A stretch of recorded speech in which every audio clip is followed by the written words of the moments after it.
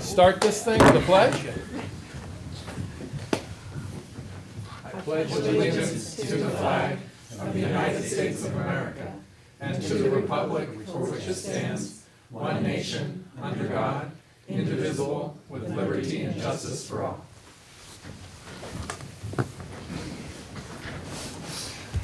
Hey, everybody. So I think we go straight into the report. Report, no action taken. Oh, yeah, as to our closed session, there is no action to be taken. And so we move to the approval of the agenda. I'll move to approve. Oh, go ahead. I'll second. All in favor? Aye. Unanimously approved. Approval of the minutes from January 17th, 2018, as well as January 9th, 2018. I'll move to approve. I have to abstain I on. have to abstain also. But I'll second. All in favor? Aye.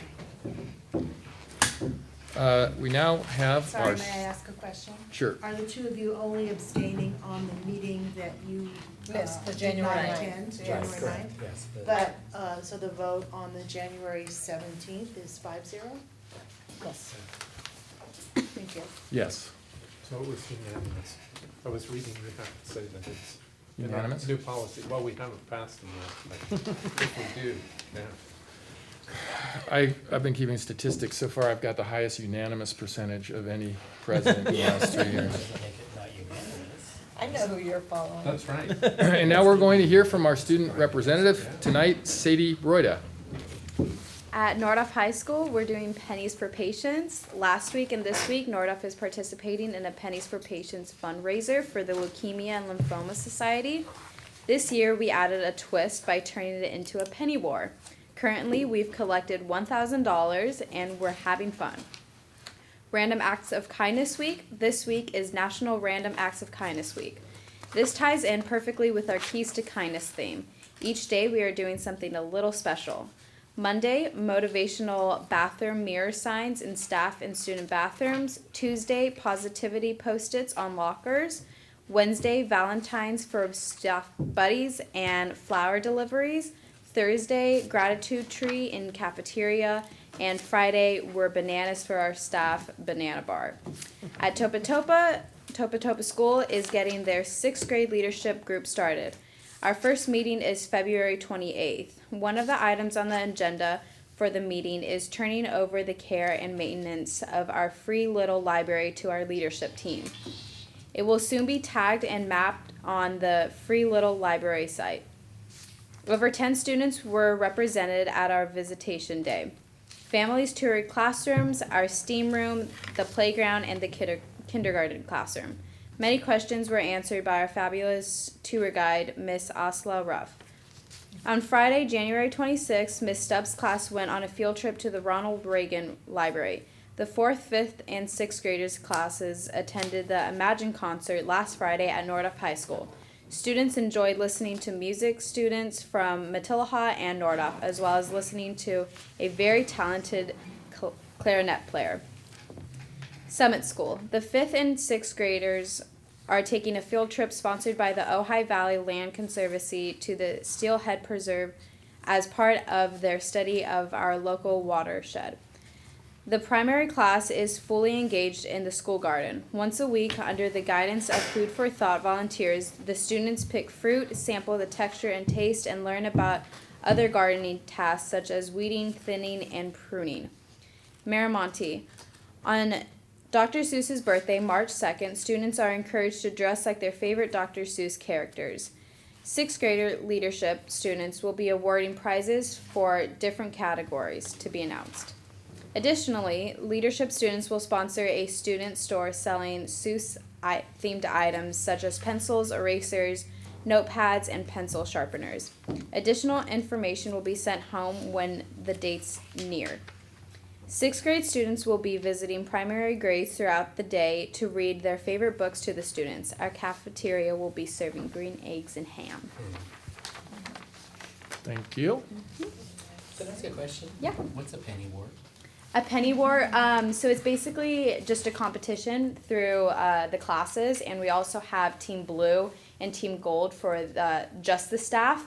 And so whoever has the most money wins. So you're not like throwing them at each other. Yeah, we actually, yeah, There's some strategy to it though, correct? yeah. So if you put in pennies, those actually count against you, so they're negative.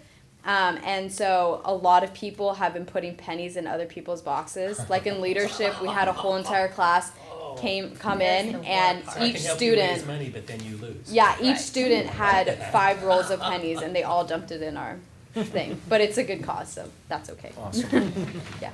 Anything going on at Nordoff that you just want to throw out there or that's different than from what's on there? This is pretty much Scott? have been our big focus. Yeah, we're planning our prom.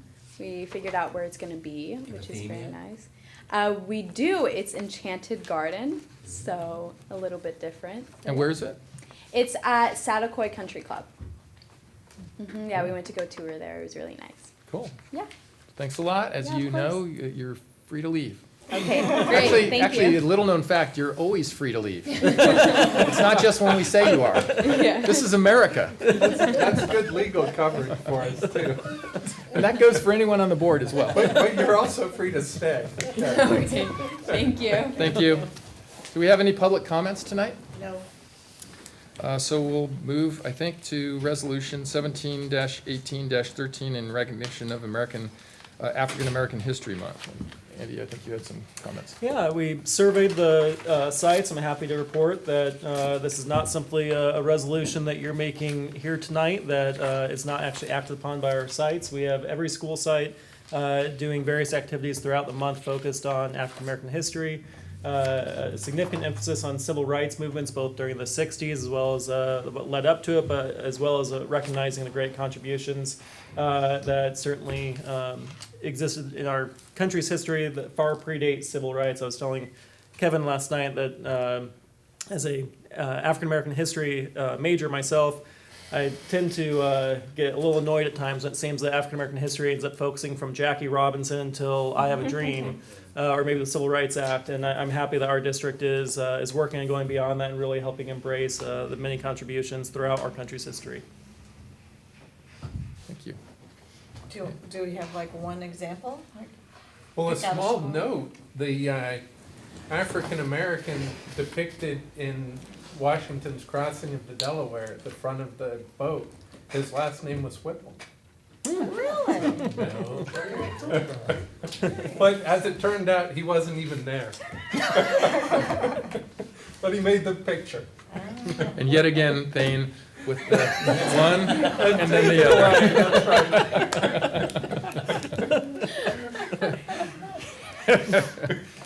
I'll move to approve the resolution. We have a I'll second. second it. And all in favor? Aye.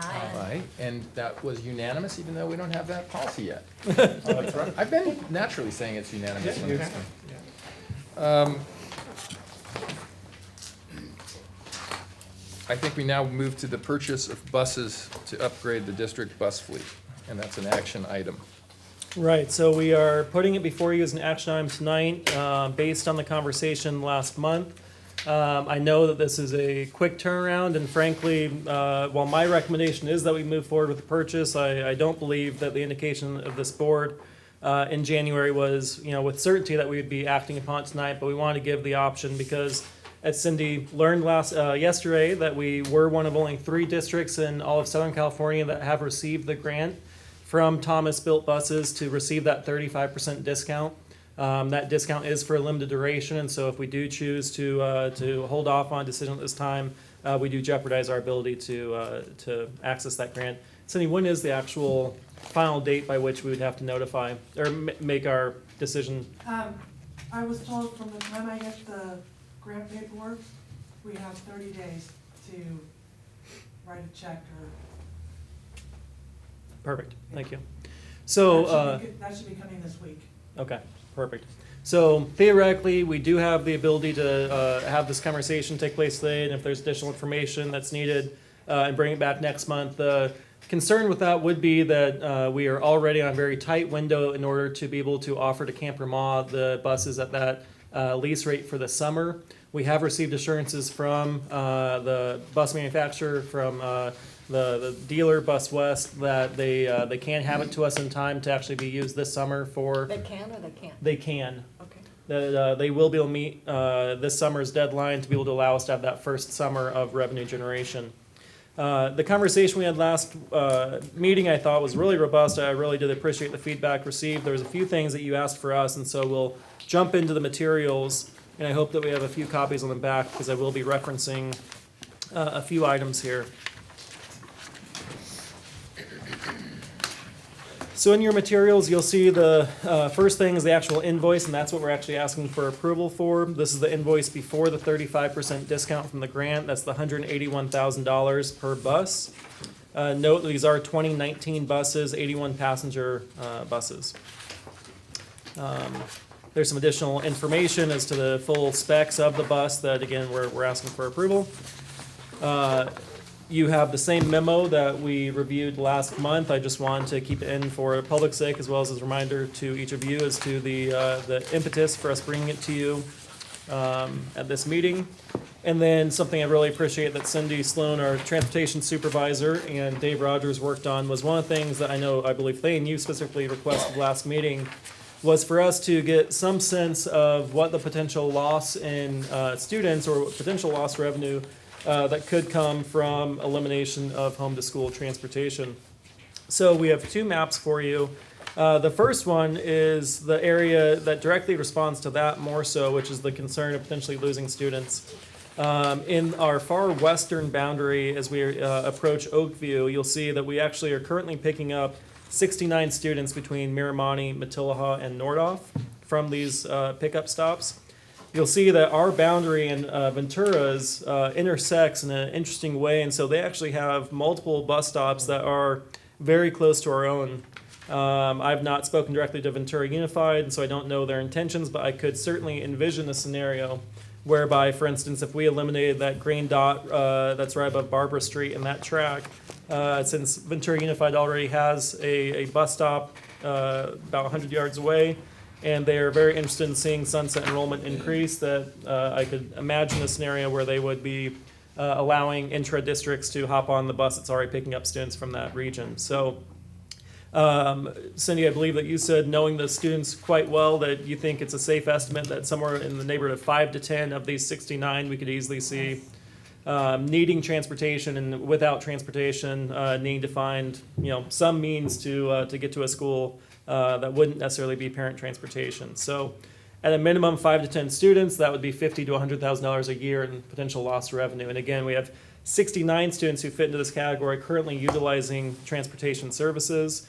For those students who are at Matilaha, obviously coming from as far south as that Barbara Street track, or even across the 33 down in that furthest south red dot that you're able to see, or I'm sorry, the furthest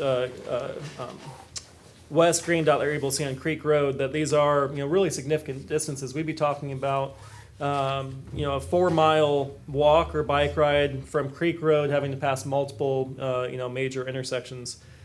So certainly there'd be a significant impact to these students, both some potentially who may consider Sunset, but also just a real hardship.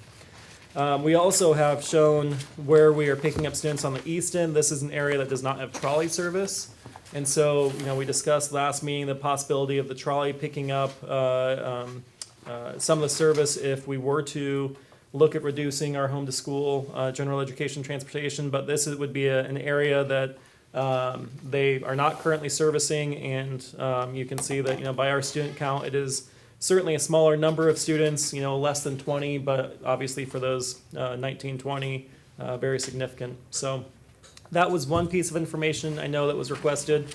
Another was asking on the flip side, we just talked about revenue, was the potential saving of expenditures with the potential reduction or elimination of home to school gen ed transportation. We believe that, of course, without having gone through a full staffing plan, certainly haven't talked to the union about workload and staffing changes, that the upward end of potential staff savings would be about $60,000 that could be realized potentially with the need to add some van routes, need to make some various adjustments if we were to eliminate the 2 gen ed buses. I believe that it is very conservative to say that any revenue, or I'm sorry, any expenditures reduced on an ongoing basis would be offset by revenue loss from potentially losing just a few kiddos. And so I really do believe that this decision is not one that should be made based on ongoing operational savings, because again, I just don't think it's there. However, obviously there is a significant upfront cost, and that is a real cost, and that is going to be, if we do move forward, coming out of our general fund ending fund balance that would otherwise be helping us absorb some of the reduced revenues in the next 2 years, the out years that you guys know well. So However, no matter what, we're gonna have, with the seatbelts and the thing, we have expenditures coming down the pipe. absolutely correct. Or Right. we have Potential. no buses. No, you have to put in the seatbelt. That's if we keep the buses running. The alternative would be if we eliminate the buses altogether, we wouldn't have to have that expense, but Well, exactly. and I thought that the seatbelt law only went to 2005. We think it's coming That's to correct. those earlier, so we don't actually Oh, know okay. that for Okay. sure at this point. That's correct. That's correct. But it's, It So would be then, wise, but right. One additional piece of information was we did want you to know, so there's a total of 3 primary bus manufacturers that service California. We did receive a second quote, just so that way, of course, I know that this board certainly at all times wants to know that the price really is the value, and that we have a comparison point. And so that's what this last invoice was included for, was to show you a competitor offering an equivalent bus. And you'll see that the price point that they're at is nearly identical, $180,000 for, the Bus West is offering their bus at about $500 more, but that's before the 35% discount. So we know that the going rate for a 81 passenger brand new bus is in that $180,000 price point, and that's why this really is an exceptional offer we have to be able to take advantage of that grant to see the reduction. The other thing is that this isn't really an apples to apples comparison of the buses. Cindy, do you actually mind sharing a little bit of some of the reasons why we prefer Bus West and Thomas built as opposed to a Bluebird? One, AZ's not offering the grant, the Clean Air Grant, and that's a $62,000 savings. Also, the warranty service, we have to drive for A1, it's Riverside? A to Z? Colton. And Thomas got, as our warranty service is Oxnard, Velocity. So it's, and what they do, if we didn't do the other one, if they drove up, we have to pay for the mechanic to come up even if it's warranty. So Oxnard being right there is. And the third bus company, remind me where the service location is for that, for warranty Creative? service? Where's Creative? Sacramento, I believe. Creative's by Sacramento. Right, so obviously one of the values here, as we talked about last meeting, was the fact that for the first 5 years, the buses are under warranty and the significant, 3 to 5, I'm not sure, we said 3 to 5. okay, 3 to 5, forgive me. What component? 3 to 5 years, depending on the component. Obviously, if, in order for us to get a broken down bus to Riverside or to Sacramento or to other parts of the state, or to pay for their service person to come to us, that makes the warranty far less valuable than being able to have the service station here in Ventura County and West Ventura County to be able to service the vehicles during that period. the buses that we have now, are those 81 passenger buses? They're 84. Okay, When they added seatbelts, you lose a row, space. okay. And how they do it is, just so you guys know, when they say this bus is 81 passengers, that's a 103-pound student with a 13-inch butt. I have sat on those buses, 3 a row. 3 rows You're tight. falling off into It the says aisle. 81, but you're looking at 50-something. Right, no, I understand, especially at the high school level. You've been there. kindergartners Yeah. You're good. I like the fact that it's a clean air grant, which would be good for everybody all the way around. I would like to throw in there with that clean air idea, if there's any way we can look at just adding a stop or two where the bus is already driving. I know it adds time, but, like that, I talked about that last time, that stop on Park Road was like, you were picking up 20 kids there, and now that's 20 cars that are driving to Matilah every morning. And I agree with you, but I don't know how we do it, but. Yeah, I'm with you, I mean, Not a I new don't know all the route, but just- details of that particular park situation, but, you know, it feels to me like if we're going in the direction we appear to be going, that we need to take more advantage of this. We Right. need to get more bodies on our buses. Absolutely. Because it's a lot of expense, and it can be great, like you said. I mean, a lot less congestion, a lot of reasons why riding the bus is better than a whole bunch of different cars. But I would also, I haven't talked to any of this, but I thought, years ago when we did this, we used to take the kindergartners to the library once a week, and we didn't charge them as a field trip, but we took them for educational, or we took them to the preserve, where they did their classroom there, and they weren't charged. They took that all away, but that would be something we could bring back in. Certainly, you know, we've talked about the financial cost of the buses and potential changes if we were to eliminate or reduce the program. There's no question there are many ways that we could enhance the program, not the least of which is athletics. I've actually spent a good chunk of today trying to figure out an athletic situation for our Nordhoff girls basketball team, who's Yeah. made playoffs. Unfortunately, Yeah, Lone Pine. unfortunately, in Who's Lone going Pine. to Lone Pine? But obviously, we have, as we talked about last meeting, very limited service that we're able to provide to our athletic teams. What that ends up meaning is a lot of parents having to drive and coaches, or it means very expensive charter buses. When we looked into chartering a small van for the athletic team, it was $1,500, I believe, is what came back today. So just to make that drive, there and back in a day.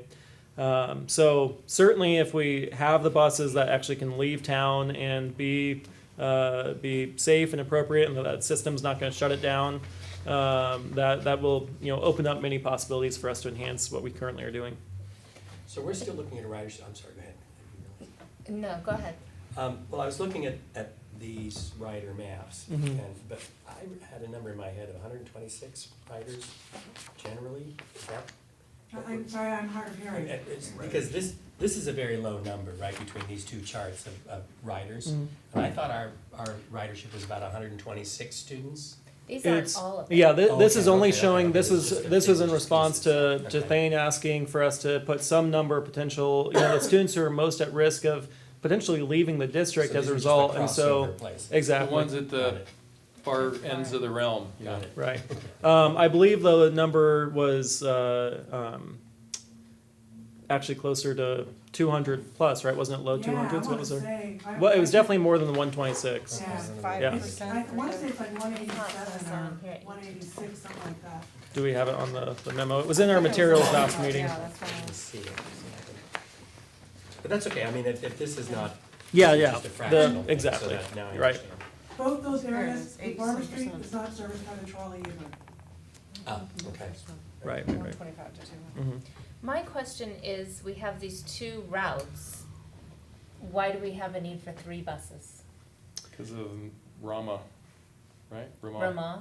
So the number one reason most immediately would be certainly Camp Ramah. Camp Ramah's deal requires that they have 3 buses. That's their need. The other thing, though, would be that frees us up, as we just said, to have a lot more flexibility as far as being able to offer the field trips, being able to offer athletics, transportation. We're not able to do those things with only 2 buses because they'll be inactive routes. So having a 3rd bus allows us to actually expand the offering. Well, for 186 students, we would need 3 buses anyway, wouldn't we? Oh, and, except we have the smaller buses. Well, there's only 2 bus routes, so we have 2 All right, that so are. different times a day. you're looking at about 69 kids on the west end, Right. and you're looking at 30 or 40 kids, I don't know the real count, on the east end, and then my special ed. And there's no way to go this way to this way, the kids would be on the bus Right. forever. Okay. So right, so to get ourselves up, we have 2 general education routes. We also have the special education bus, and then we have van routes as well. Mhm. But you're absolutely correct that we have the 2 primary routes right now, that one east end, one west end, and that total, right, would be capped depending on the time and when students are being picked up and dropped off. For instance, a student picked up at Summit, dropped off at San Antonio or Topa would be, off the bus before the kids from the west or the east end might be driven over to Matilah or to Nordhoff. Well, I mean, obviously, I mean, it's less likely to get new buses, but the That's third easy. bus allows you a backup if something happens, if there's an Well, accident or. My thought was, are we buying a backup bus just for if they break down, or, Bless you. because that's how I see it now, is we have a third bus for when they break down, which they do all the time. So it's Okay. needed right now, but with new buses, I wondered what the actual need was. There still will be time when the buses need to go in for maintenance or have, various issues. So having a usable bus obviously is a factor, but I would actually put that one potentially lower than the Camperma ability to actually offset the entire cost of this deal within 7 to 8 years. And we keep talking about the 5-year timeline for Ramal. That's what they've agreed to on the front end to sign a contract for, but there's no reason that 5 years from now they're going to want to get out of this business. They're certainly there to remain, and as long as we have Cindy, I'm certain that they will continue to partner with us. So And all actuality, they wanted a 10-year, but I didn't want to commit. I committed only, I said, we'll look at that again because I know them, they won't want to raise the price. And in 5 years, Wise woman. I'm sorry. very smart businesswoman. So that gives us two. The ability to But I, yeah, renegotiate. as long as you guys have buses, that camp will pay. So I have a question about the third bus, because, and I was looking at the travel times, right, the kids from Summit who are coming down to Matilaha, for instance, they're getting up the day before. Right. Right. And I don't see how you make riding the bus practical when you have to plan a week ahead for the ride, right? And then you get home at midnight Right. because again. And so I kept thinking, well, why can't they just, there's people in between they have to pick up, right? But if we have a third bus, is it possible that we could? It's very possible. I'm sure that we'd have people Efficiency-eyes very that. An interested. express bus? Well, I mean, for the really far out kids, I mean, That would be cost effective. I mean, do you want to run a 40-foot bus up to the hill for one student? no, not really. Yeah. Well, we have more than one student being picked up Right, up I there. thought Right? you said it like a middle of, in between the routes. Well, I think the point is, could we be operating more effectively to where we don't have students on the bus for an hour if we added a third route? And the Increase the answer, attractiveness right, of the the answer is buses. absolutely yes. The issue would be that would be an increased personnel cost that we'd obviously want to Right. engage in Maybe in you that come up with conversation. a field trip spare bus. You have a third bus committed. Maybe we could think about using a Right. van or something, if it's I- just a few kids, I don't know. I would like to offer, if we got the buses and with Andy, with, like the Nordoff Upper Ojai, I get parents call there all the time, because there's no transport from Nordoff home. I'd like to maybe, offer that, and then, offer the Park Road, and the stops are going right by. Right now, I don't do that because, there's times where I've literally had to take the 2 big buses and the 1 little bus and do the entire valley, and then do the sped run in a van and parent so that I can get the kids home because we've had a breakdown. Yeah, because you're dealing So- with what we have. If I have 3 solid buses, then yeah, let's get, 70 kids, The West End is pretty full, the West End is pretty packed, but the East End could use some help. By full, you mean full, the bus route is In adequate? the morning, yeah, in the morning it's quite full. Full meaning the Student- students in seats, that we don't have that much open space. 13-inch butts. No, I talked Should we to, get the measuring tape out as we let him in? Yeah, that's not even my thigh. I talked to some students at Matilaha, and they take the trolley because they said the bus is too full. So, I'm telling you, those, on the hot days, coming from, I went to school in Ventura up to Oakview, and you're sitting 3 in a row with high school students and big back, it's not a fun place to These be. buses have air conditioning. Oh, thank God. well, Anyone else? And I think that will improve our ridership too. The air conditioning quality, yeah. So Andy, I have a question for you. Sure. This is a little over $500,000, right? Mhm. Total Well, expenditure. No, with the discount, it's $350. Okay, all right, better. Right. So $350, we're gonna be making some revenue, we're Right. spending balance.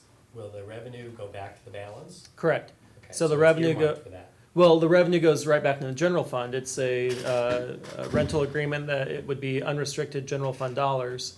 It falls to the bottom line unless we have, other need to allocate it elsewhere. but there would be no restriction. It But doesn't have The purchase to, money is coming out of the general ed. correct, exactly, the general fund, exactly. It's coming out, it'd be coming out of the, or it'd be returning the same place it came out of. There'd be no restrictions, not like the sale of a facility that requires that money to go only into facilities. This would not be money that only goes into transportation or something So like that. we It could have be full flexibility in how we. full want to use it. flexibility, exactly. I think it's kind of been said, I think we need to think very seriously when we spend this kind of money. But over a 3 to 5 year period, it seems to me that we put ourselves in a deficit situation if we don't take action now. And so, I mean, from a financial perspective alone, and there are a lot of other good reasons besides the finances, but Well, it sounds like a once-in-a-lifetime deal, God bless you. And it sounds like there is at least a possibility, which I would hope we would encourage, of increasing ridership, you know, really to exploit the fact that we spent this money. Right. Because I like the idea of cutting traffic and all of that, and I've seen the lines of drop-offs. Mm-hmm. That's a nightmare. I'm afraid somebody's gonna get hurt someday. all in the half. So, see, I was right. Yeah, you're always right. But yeah, I mean, if there's a possibility of increasing ridership by reconfiguring and, you know, using it for other things as well, then we're getting more use out of it, the system generally than we are now, because it's hard for me to think in terms of not offering any service at all. And I only see this, personally, I see it as either do this or nothing. The status quo doesn't seem sustainable. Right. Which is where I mean, really what I was feeling last May when I would look at the budget. I was just like, well, where do we take it from for the next year? Right. And that's in my mind, transportation was where we would take it. And so for this to be brought forward and make sense to me as a positive, I think is a real, a statement. Yeah. Because I was not looking for that. I was really looking for ways to save money, not spend money. Right, well, it And was this looking like a black hole of money, just eating revenue. Getting the $60,000 off has just been an answer to my prayer. I think Chuck made a really good point at our last meeting as well, that these resources for our city, you know, if our valley didn't have buses and we had an emergency and we needed to transport a lot of people, you can't get it back when there's an emergency. Hopefully your math is just wrong. It's gotta be more than 60,000. Per bus. Per bus. Thanks. Yeah, it's nearly, Got me worried up here. I woke up. the price. That's Common Core. That's Common Core, exactly. The 60, yeah. the per bus price is 181,000. The after discount price goes down to 117, so it's just over 60,000 per bus. Nearly $200,000 savings with 3 buses. Yeah, so, anyone have any more? I'm But we kind could of, buy 3 used Ferraris. Yeah. I'm with you, Jane. I mean, I have to say, I still feel a little bit like I'm, the visual is of me, with my feet forward being kind of pushed along.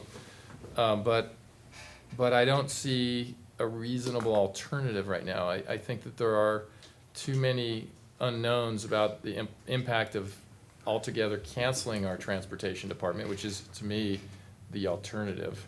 I think if we continue a transportation department, the combination of the opportunity to get these at a discount with the opportunity to monetize them during the off-season through Ramah, and maybe we'll even be able to, even expand on that opportunity.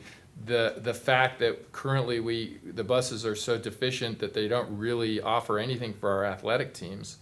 And so the idea that with this new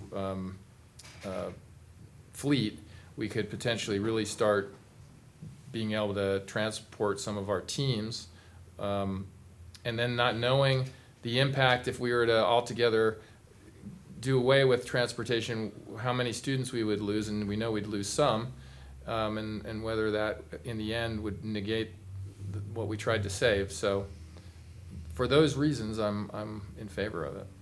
And you know, I also, Cindy, what you were talking about with the field trips, I mean, Cheryl and I have had conversations about one of the things that is lacking for our children is these opportunities off campus. Just, I mean, hopefully, I mean, we were talking about, well, where can you go, where can you walk to from Topa, where can you walk to from San Antonio or for some summit? And there are some lovely, you know, enriching places, but Generally, the kids have seen those. How many times can a kid go to Wild Tennis Academy and see a kid make a fields and the serve? orchards and the, you know, places And where like they we were can talking, you know, be in the dirt. on the end of the AM run and then my midday run, pick them up, so would be no extra hours on the drivers, or very few extra hours. So that was I kind of along those lines, is the savings, when we hire out for, sports Mhm. or field trips, what is the actual savings if we brought it in-house because we are still spending something, so what is the difference? Do we have an idea of that? We're spending gas, we're spending personnel. Well, you would still charge the sport, but the sport would be paying less. Right, so, an example of, you know, going to Oak Park for the football game where we had the charter bus that was supposed to provide 2 buses that didn't, and so you ended up actually, Yeah. Hopping on a bus, The right? charter bus probably is about 1,200, and I think we were 300. Do they provide the drivers? Actually, we were let. they do, on charter buses, they provide the driver. So that's all in. Mhm. Yeah, I know it's like over 1,000 when Oh, they, yeah. you know. Always. So yeah, so that was an example of where we contracted out with a bus company, so we needed 2 buses because JV had to go separate from varsity. They felt they could actually just do it as a yo-yo run of having one bus go back and forth. They got stuck in traffic, and so Cindy actually hopped in the bus and was able to take our varsity team there, and so we weren't, we may have had a few minute delay, although I don't think we actually even had the game delayed, and we were No, actually. we made it on time. There you go. Dave and I were frantically talking to one another about needing to, you know, talk to the Oak Park to have the game pushed back to an 8:15 or 8:30 start time, because that was what we thought was going to be the only solution. So having the resources in house obviously would avoid that stress, but also be at a cost that, as Cindy said, was about 75% reduction to the athletic program. I don't think I've ever invoiced anything over $500. Okay. And that's been for a long time. I mean, we haven't done trips in a long time, but even when we did them, I don't ever remember anything ever being over 500. My hesitation, we've all talked about, you know, eyeing transportation for a possible savings. And it's hard to swallow how much money we spend for 8 to 10% of the student body. However, my feeling is if we lose students, it does actually impact classrooms. In what we can offer kids in the classroom. When we lose kids, we're not able to have the robust program. So even like taking the transportation part and bringing it all the way to the classroom ability. I would really like to see some way to get ridership up.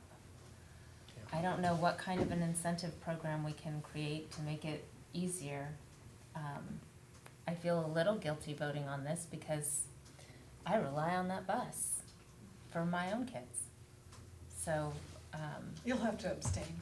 I Yes. represent a lot of moms who rely on You and Jeff us. Sessions, you can't vote. I was shocked that she abstained, I thought. In fact, any parent can't vote on anything that has to do with the school.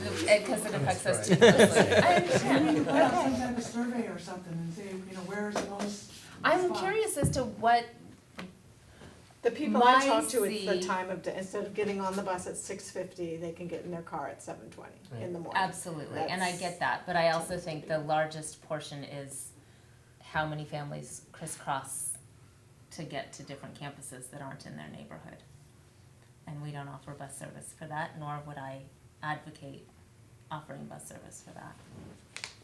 You know how they have crazy sock day? You should have like one day where you have to go to the school, like in your district, that your like house is in. neighborhood school? Your neighborhood school, just for a day, just expose you to I'm it. sure the teachers would be thrilled, right? Crazy Friday. Crazy kid day. I think it might turn into crazy teacher day. Well, I would propose, I would put forward, a motion to approve the purchase of the 3 buses. And I just want to note that the action item, it was a little odd that they weren't able to give us an invoice net of the 35% discount, but I think we all, well, the action item is net of the 35%, so Right. if that didn't come to pass, then there's no approval. Right. But, so, just And I making, would second it. all in favor? Aye. Aye, and I didn't abstain. So we are unanimous Thank you. in buying 3 new buses. Congratulations. And I wholeheartedly, I think we all agree, really want to make an effort to maybe do something not unlike what we did with free and reduced, you know, really make a push to encourage people to take advantage of this infrastructure this beautiful, new, safe infrastructure that we have in our district. Although I think that has to start with us, that you can't, like Jane said, you can't ask parents when the timing just doesn't work. I think we really need to look at our stops and any possibility of not having kids on the bus so long. If there's anything we can do in that regard to make it more appealing. I don't know what that is. I leave that to the experts. Do the new buses have TV screens? Oh, there you Movies go. on the bus? And the kids Our will want special ed to. bus does Huh? it came with screens. Well, in light of the size of this purchase, normally we say you're free to leave, but you have to stay.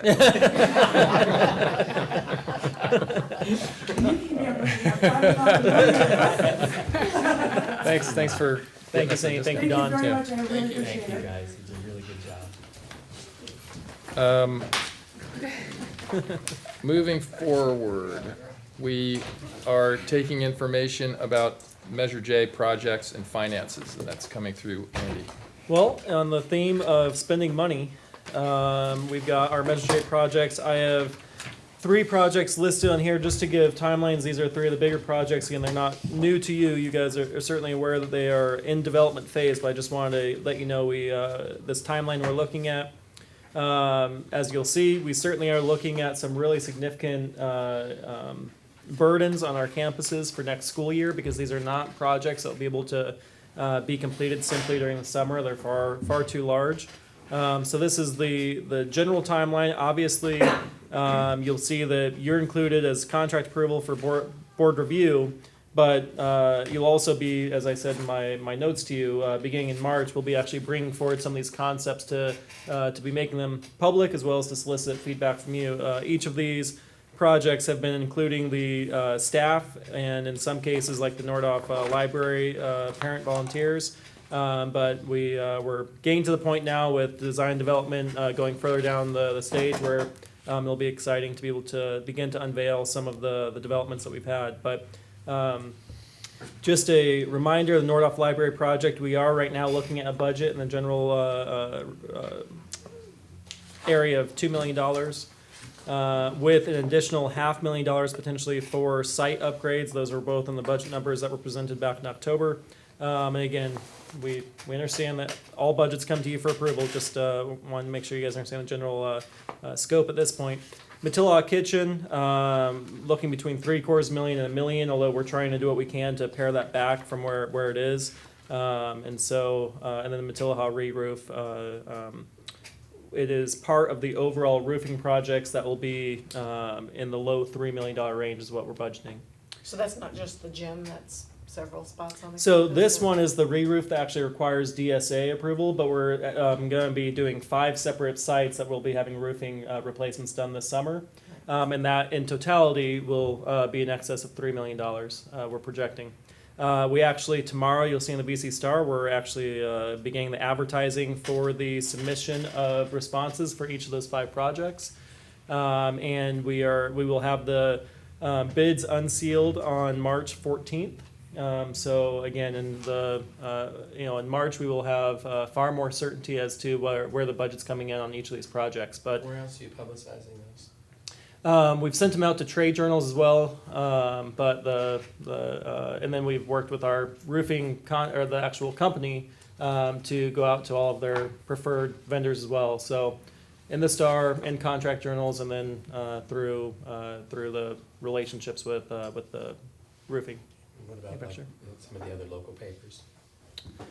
The LA papers, et cetera, because journals are periodicals, right? So your lead time is kind of long on those?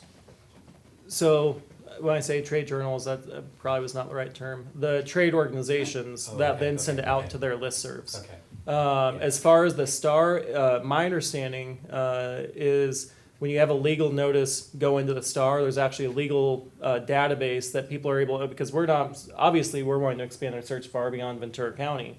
By putting it into that regional paper, it then enters into a public notice database that contractors from across the state can go on to. I was just on there a couple days ago looking at where you can, if you're looking for roofing projects, you can actually do a search for all the public notices that have gone out for roofing projects. Cool. So, yeah, so it's not, we actually, just yesterday, I was with Ron when he received a call from a contractor he had no connection to in San Diego who was interested in the projects and wanting more information. So we also, of course, have the projects on our website already, each of the various bid packages. But so those are the big projects. Again, about $3 million in roofs.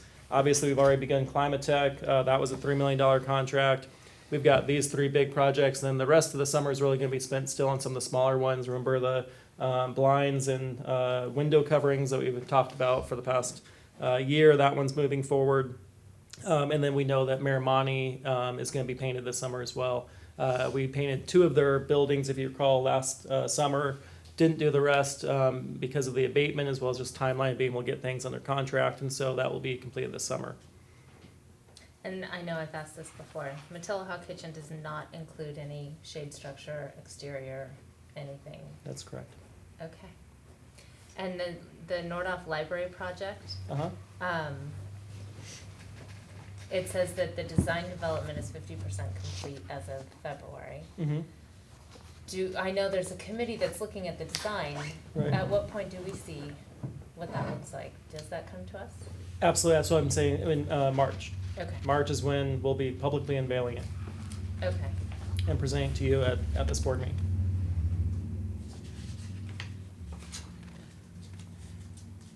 So we can send them back to the drawing board. Absolutely.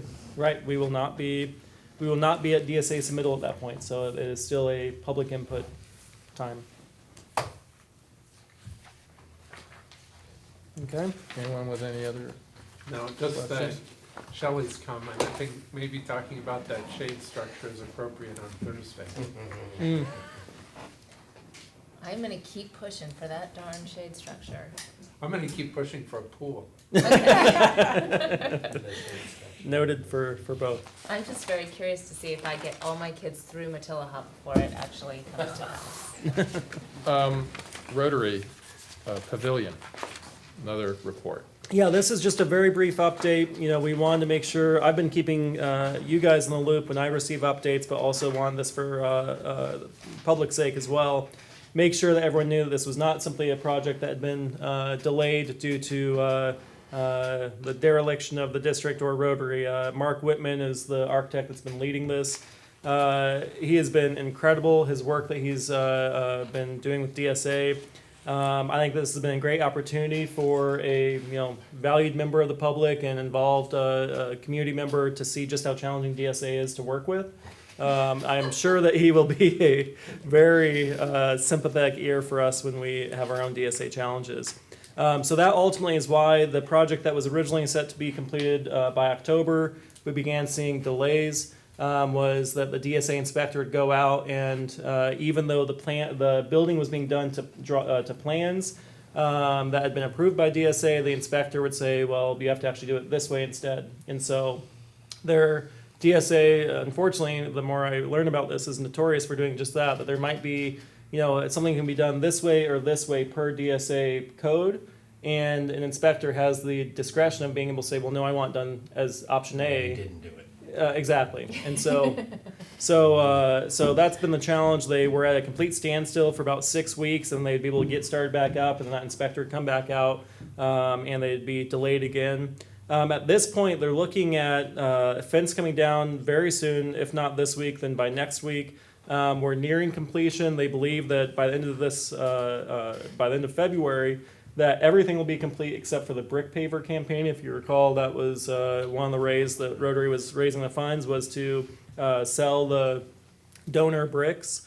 And those have already been ordered. Cherie Edwards has been working on that, and she has told me that they will be arriving in early March. So the plan is for those to be installed, and we're working on, once we have more certainty of the exact timeline will be completed, is actually having a public unveiling end of March or just after spring break. So will they be able to use the pavilion for the musical or no? It's going to be very close. It's going to be close. I mean, I know you've been working with them and you think it's wonderful, but I didn't vote for this project, and I just want to point out that it's ridiculous that I had heard September, not October, for completion. Oh, it won't interfere with the school year at all. Well, you originally know. it was August. Originally it wasn't Yeah, going to and interfere, it's- and then it got delayed, It's- and we got it's back been- on track. And I go to Matilaha and it's ugly and that fence has been there and I never see anybody working, never. And it's just, I would have preferred a shade structure that would have gone up in 30 days. I'd back you on that. Jane, I certainly hear your frustration. Again, I want to be clear that while I appreciate what Mark has done, as well as the many leaders within Rotary, that this experience has not been what we set out believing to would take place. And frankly, has been a learning lesson for us, because we did do things very unusual with this. Again, I know you remember, if we were involved in this project in any way, prevailing wage would kick in and require this project to increase, potentially double. And so what we said was that in order for this project to be able to move forward, district would remain completely completely absent of expenditure of funds in pursuit of this project. And so as a result, we did have to take a very passive role and receive information from Mark, from Rotary, and from DSA. That in the future, I believe that we will all be much more interested in making sure the district retains its ability to be more involved in these type of projects to help make sure that things are moving I'm forward. not sure that the campaign was very well, I mean, I know a lot of people who thought we were building that. Mhm. And that was part of Measure J funds, and why were we doing that? So I don't know if, That was one of my concerns. Have you heard that? Because it was my concern going into this project. I haven't heard that from I people. heard it, wanted to know. not recently, but last summer I heard it, Okay. so. On the other side, maybe I shouldn't admit it, but I snuck in the fence and wandered around there. I think it'll be really nice when it's done. Right. Yeah, I think, I do think it's, the other side should be discussed, which is, notwithstanding the problems, I think it certainly is part of an initiative by people who are very well-meaning, and it's obviously something that they did through their own funds, and Mark obviously put a lot of time into it, and I think at the end of the day it'll be a nice addition. And I don't know that we'll have a lot of opportunities to recreate this in terms of lessons learned, because it's not that often that people come to you and say, hey, I want to take my own resources or resources that we can raise and do something and build it on your school site. But I do think it sounds like the DSA was a big deal. Absolutely. I mean, it was a big aspect of the problem. But needless to say, we all would have, it's not hasn't been a great situation over there in Matilaha. So. But in terms of the front of the school, it didn't look great before, but so. And keep in mind, the musical is Urinetown, so it kind of Right, maybe it fits in. goes with it. We move, unless anyone has anything else. We move to the first reading of the 2017 July CSBA recommended board policies, and I think my previous presidents did this in I thought, pretty efficient way, which is for us just to start at the beginning, and if any of you have a comment about, let's say the first, it's a 63-page document, so the first 10 pages, If I may, I'll preempt what I assume will be a question related to page 7, which was our copy error on some of the copies, and so we do have a new version for you that, Mine was on page 48. we also have that one as well. Oh, okay. Yep, at least at mine, the page 7 and 8, there was an issue. If yours did not, then perhaps it was I think I like unique to mine. Mine looks good. All right, then perhaps that was actually unique to mine, but I am confident. My 7 looks good. Okay. The page in the back was redacted. Page 47 and I think 48. you got the GOP memo. I think I did. I think I did.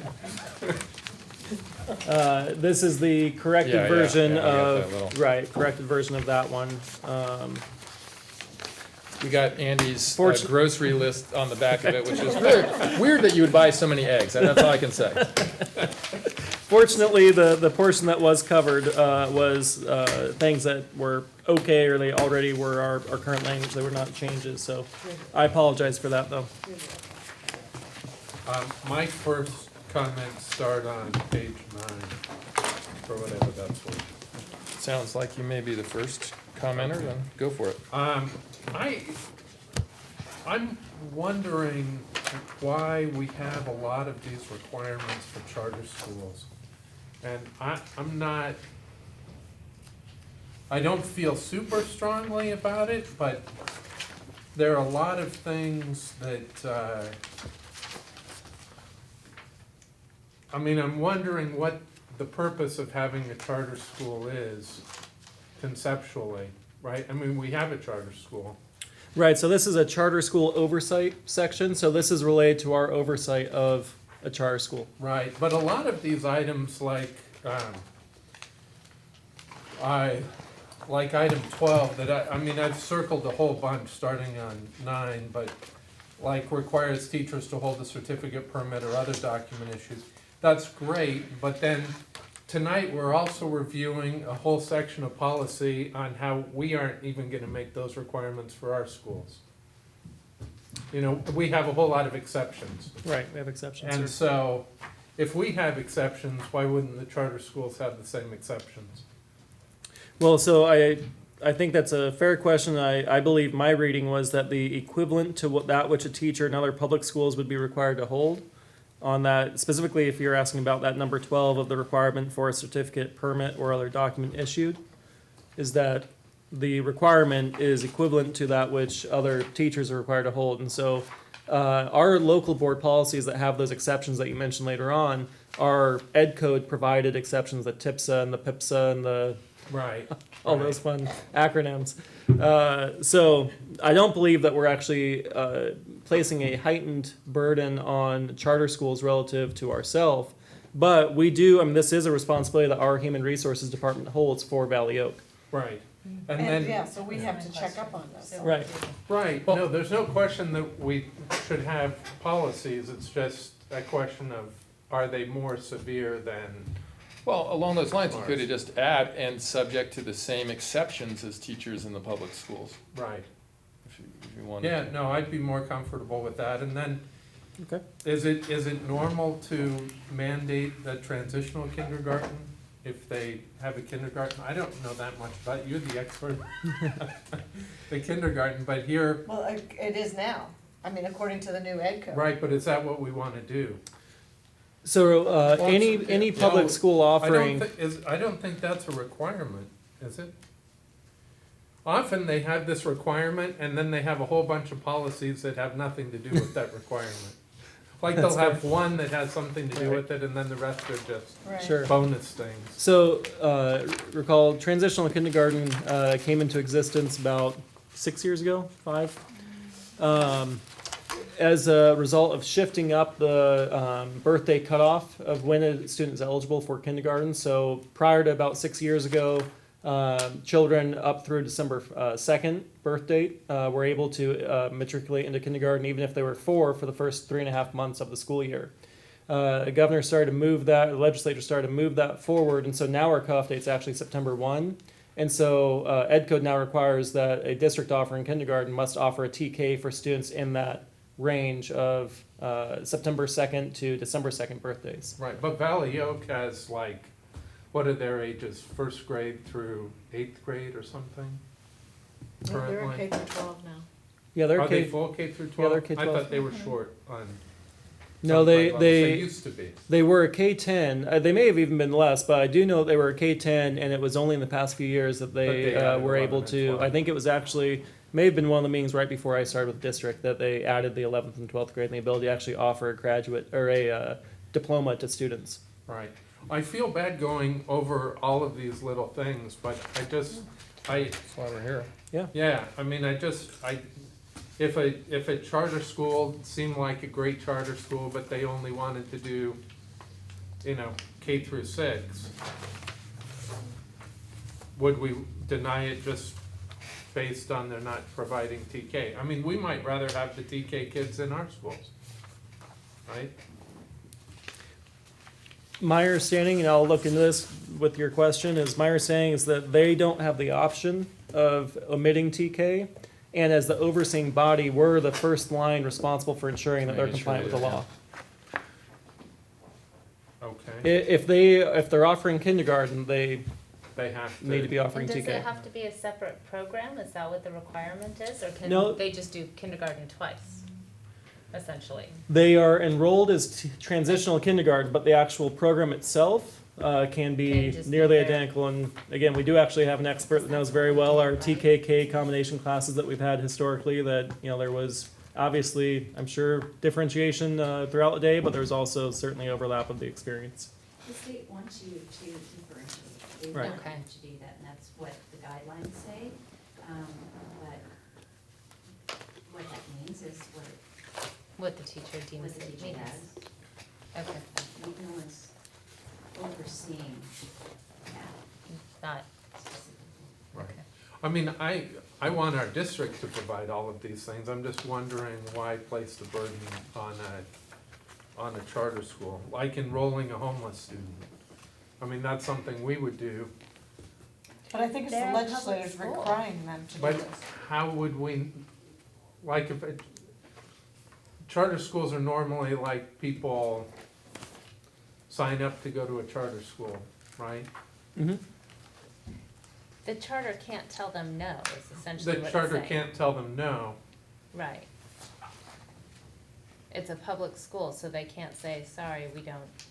So again, Well, that makes sense. the extent of It's just- of overlap between the services that we provide and support of Valley Oak as the overseeing body is significant. For instance, our student data specialist is receiving the attendance logs and receives the enrollment requests, and he actually takes care of those things for Valley Oak as well. So again, our level of oversight is in large part actually ensuring that our own staff are doing what they're supposed to be doing when they're handling those documents or handling the policies. Right. I mean, this is more an education for me, I think, than anything else, but, I mean, I wouldn't want a school to deny a homeless student or a foster student or anything else, but I wouldn't necessarily want to mandate that they go to the charter school rather than the public school. Why did you read it that way? I I looked don't- at it that they can't deny it. Okay. Right. And then I didn't, even in terms of enforcement, I figured we'll hear about it if and when somebody complains, right, on something like that. That How also else would will we be- know, right? Right.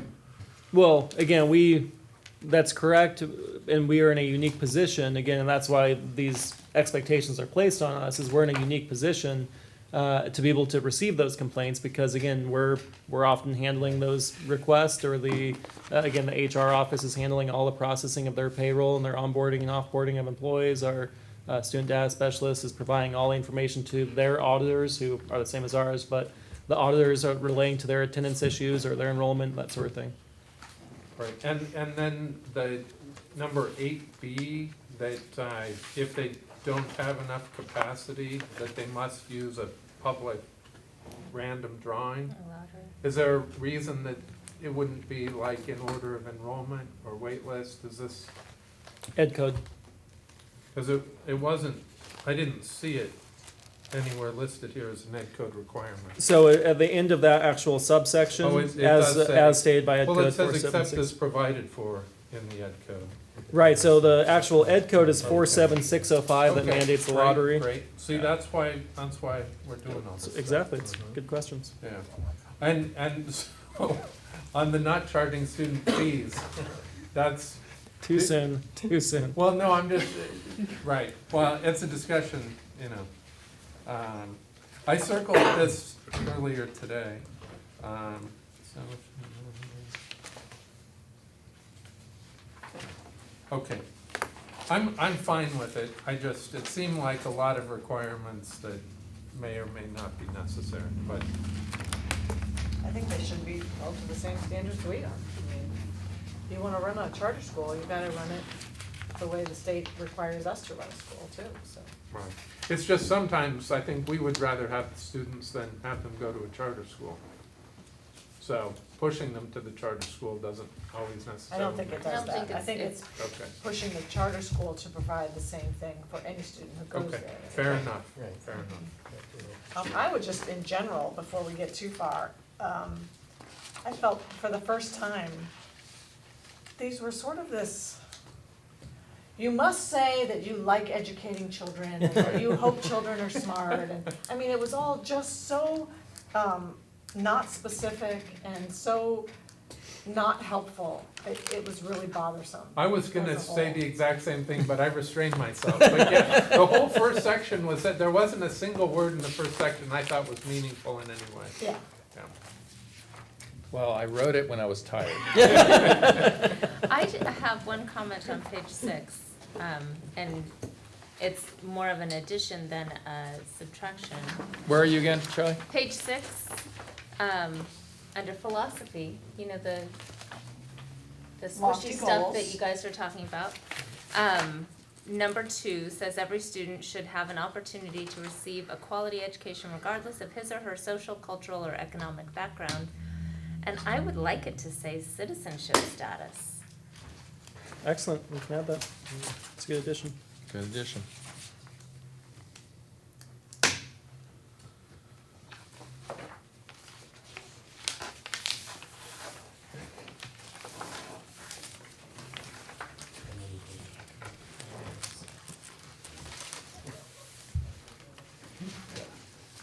I don't have anything until page 26, so if anybody has. I honestly don't have much on these at all. Yeah, I I don't. saw many of them as being dictates to us, so maybe Oh, I'm maybe glad they that say this that is on the 26. first reading, because I'll have to reread it and see if I, My next Change comment that. was So- on page 39. well, But- who's on 26? Yeah, so, it's all new, and I just, I mean, it's a lot of requirement for us, new requirements for us. And, I don't think we're doing it now. And if we put it in here as a requirement, we need to be able to follow through. I mean, I don't believe in just putting something Right. in there and not doing it. Totally agree. And it looks like it would cost extra funding to have mentoring. How does that get, Well, where does that happen, and also How does that the happen? 45 hours of prep work? You know, the application for each reissuance shall include verification that the interim teacher has completed an additional 45 hours of preparation. Yeah, that's happening. If it's okay, yeah, go ahead, Charles. So, like one of the ways we're doing the mentorship right now is, for example, Alex Mejia is taking 3 of our teachers who are, what are they on? They're on a PIP or They're- a STIP, I believe. Yes. And so she meets with them once a month and she reviews, best teaching practices, allows them to ask her questions. And we do have funding right now out of Title I. We have a certain amount of Title I dollars that have to be set aside for professional development. So since this is training, mentoring, professional development to help these teachers grow, we do have the funding to be able to provide those supports. So stuff like that is happening. With the 45 hours, that's something that is an online module that the teachers do, and we do have several teachers that did that this year. So How about it is the- happening. How about the 2-hour, let's see, average of 2 hours of mentoring, support, and/or coaching work per week through a system of support coordinated and/or provided by a mentor? How about that? Are we doing that It's in a not- formal way? 2 hours per week, but that is something that we would need to address. Are these required, or is this just suggested language? No, this is state law. State law? I mean, the district shall And the verify- and the CTC oversees to ensure that, you know, we're submitting the documentation, ensures that it's taking place, and VCOE plays a role in it as well, but. So explain this to me, so this is about teacher, not full teachers, but teacher, like student teaching, or these are? They're teachers, they're either, well, there's different things depending on their level. So we do have teachers that have a credential but are working on their clear, for example, and they're going through a program called induction. They get quite a bit of support through VCOE and they're assigned mentors through our district. Then you also have teachers that are on these different, are they referred to as waivers, I guess, like the STIP and the PIP. And so depending on, they're offered sort of a different support program depending on their status. But they're not interns like, Student teachers. right, that's Who are different. working with the teacher. Yeah. Because, I mean, number 3, lesson plans for the first 4 weeks of the assignment. That's a significant burden on the district, and these are things we have to do. Does the Commission on Teacher Credentialing periodically audit, things like that? To my knowledge, I mean, I've never been involved in an audit yet. They But- will come to you in audit, as well as we send quite a bit of information to them, and if there's a single I not dotted correctly, they let us know. And that's what, remember, it was just our last meeting that we honored Jody and talked about the, 4 teachers who we hired this year in very, unique circumstances who we know to be qualified to teach in our schools, but hadn't actually fulfilled all the legal certification requirements. And so that's what these processes are. They're temporary permits, allowing students to be able to be fully, you don't walk into their class and see them, as any different than any other teacher. They are a, credentialed teacher based on this waiver process for that period of time. It's a temporary period of time, though they then have to fulfill more requirements to be able to keep moving forward. And so, CTC is very involved in the process. Again, Jody was the absolute expert, truly, as I said the other week, one of the few people in the state that knew these things as well as anyone. And so fortunately we can keep relying on her in a assisting role as it becomes necessary. Fortunately, we've not had to yet, but Barbie's, learning these things along the way as well.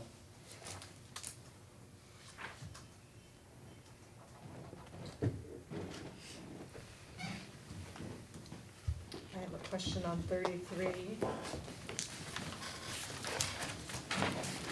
I know we have a little thing, this is the bottom, the board shall annually conduct one or more public hearings on the sufficiency of textbooks. I know we have this thing and we all sign on it, but the way it was described here made it seem a little more in-depth than we do. I mean. Do you recall from CME how they did sufficiency of textbooks? Certainly the recommended, or some of the language that they recommend for the actual sample resolution is certainly more involved than ours, but do you recall from CME? Once we get to the next section, that's way beyond anything. I we've get, ever- it's Right. funny because I marked it and now it's like, well, I don't really, individuals who participate in the section, I mean, I know we do that, we try it out in the classrooms, we have the teachers come and talk to us about new textbooks. And a few years ago, we had that concern about sufficiency of textbooks when we were changing over the math curriculum in the elementary level, when we were not really Well, having we had a textbooks. reason to have a lot of concern for a while. Yeah, but, I don't know, it just felt like, wow, are we really doing, You're absolutely correct in the way you read this. This is more significant than what we've done in the past. In the past, your recollection's correct, we brought forward a resolution that was very brief. We would have legally a public hearing, although that public hearing was, as you would open it, no one would comment, we'd close it, and it was done. And we moved on very quickly. I think that what they're looking for here is far more detail as to an actual listing of the books, making sure that for public record as well as for your knowledge, that you really do know that rather than me or Cheryl or someone else standing up here and saying, yep, we have sufficient textbooks, let's move on, that you have more materials to be able to review to be assured of that. And my concern is on that same topic, it's on page 39. I noticed that May is circled, and I'm not at all sure we want to do this. I mean, I think it's like make work to make a list of all of these textbooks that are used and then keep that up on an interim basis, mid-year, the end of year. I mean, it's a whole lot of work, and what do we gain from it?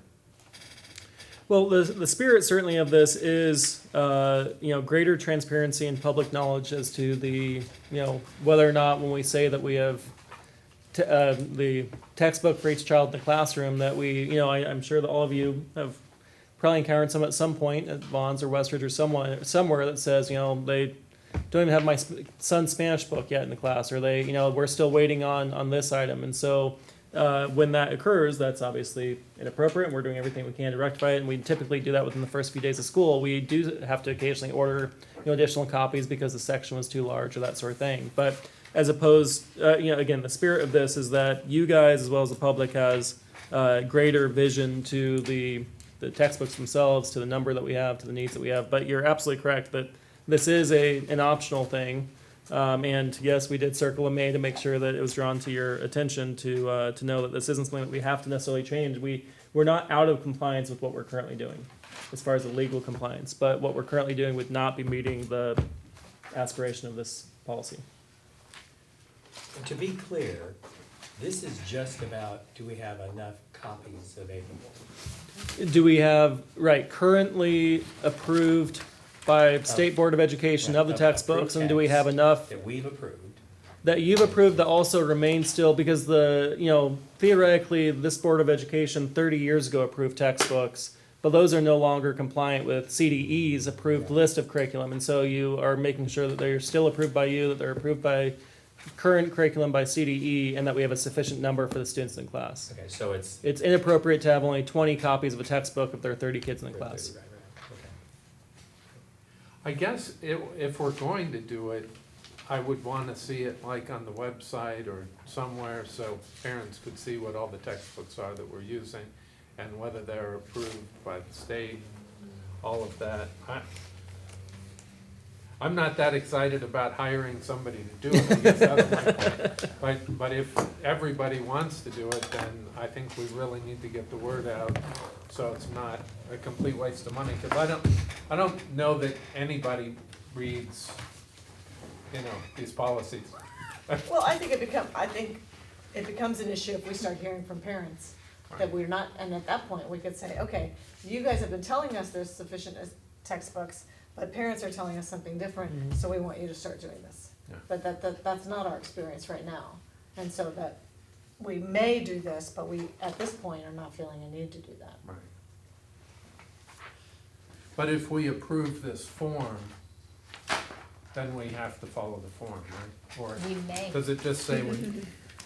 Even within this, it's saying even with the approval of this, that there's still the district may wish to include the names of textbooks and instructional materials. Yeah, but even this resolution, I like what we've been doing instead, right? We don't have to use this one because we put it in here. This is a sample. This is the E is example, and that's what type of policy this is. So, we're not required to use this. Okay, so I would just remove those pages. The one we use is not very different from this at all. Right.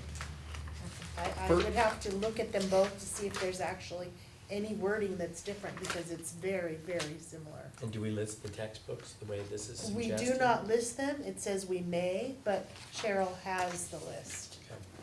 So Maybe it's if you my want, question. Kathy, Yeah. if you wanna send me the current Certainly. one, I can just Absolutely. compare, and for the second reading. Yeah, we'll just have it available for the second reading. We want the one we have or the sample they gave us. Absolutely.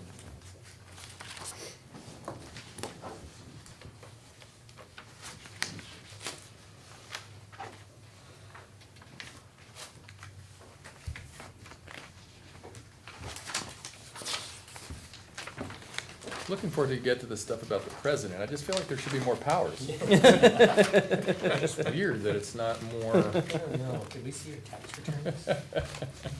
I have something on 55 and 56. I'm on, my next one's 50. Should we go to 50? So, this is about requirements for being a member of this board. And in the ed code up above, or the elections code, actually, that they can't have committed a felony. But in the actual policy, it specifies certain felonies and excludes other felonies. So, I mean, I'd be fine with just not having somebody who committed a felony. But violent felonies aren't included in the felonies that, you know, it's just embezzlement and perjury. It's related to money. Right. It So appears to you're be. saying take yeah. what's up above and add it into. I would just say get rid of all of the qualifiers and just say any person who's been convicted of a felony or conspiracy to commit any such crime under California law or the law of any other state. I will look into whether or not we have the authority actually to make that change. Okay. But just to clarify though, as far as the use of the term felony up above in that boxed area is relating to if they're still on parole for the conviction of a felony. So once you're no longer on parole, simply being convicted of a felony wouldn't disqualify one based on the law. Yeah, you're right.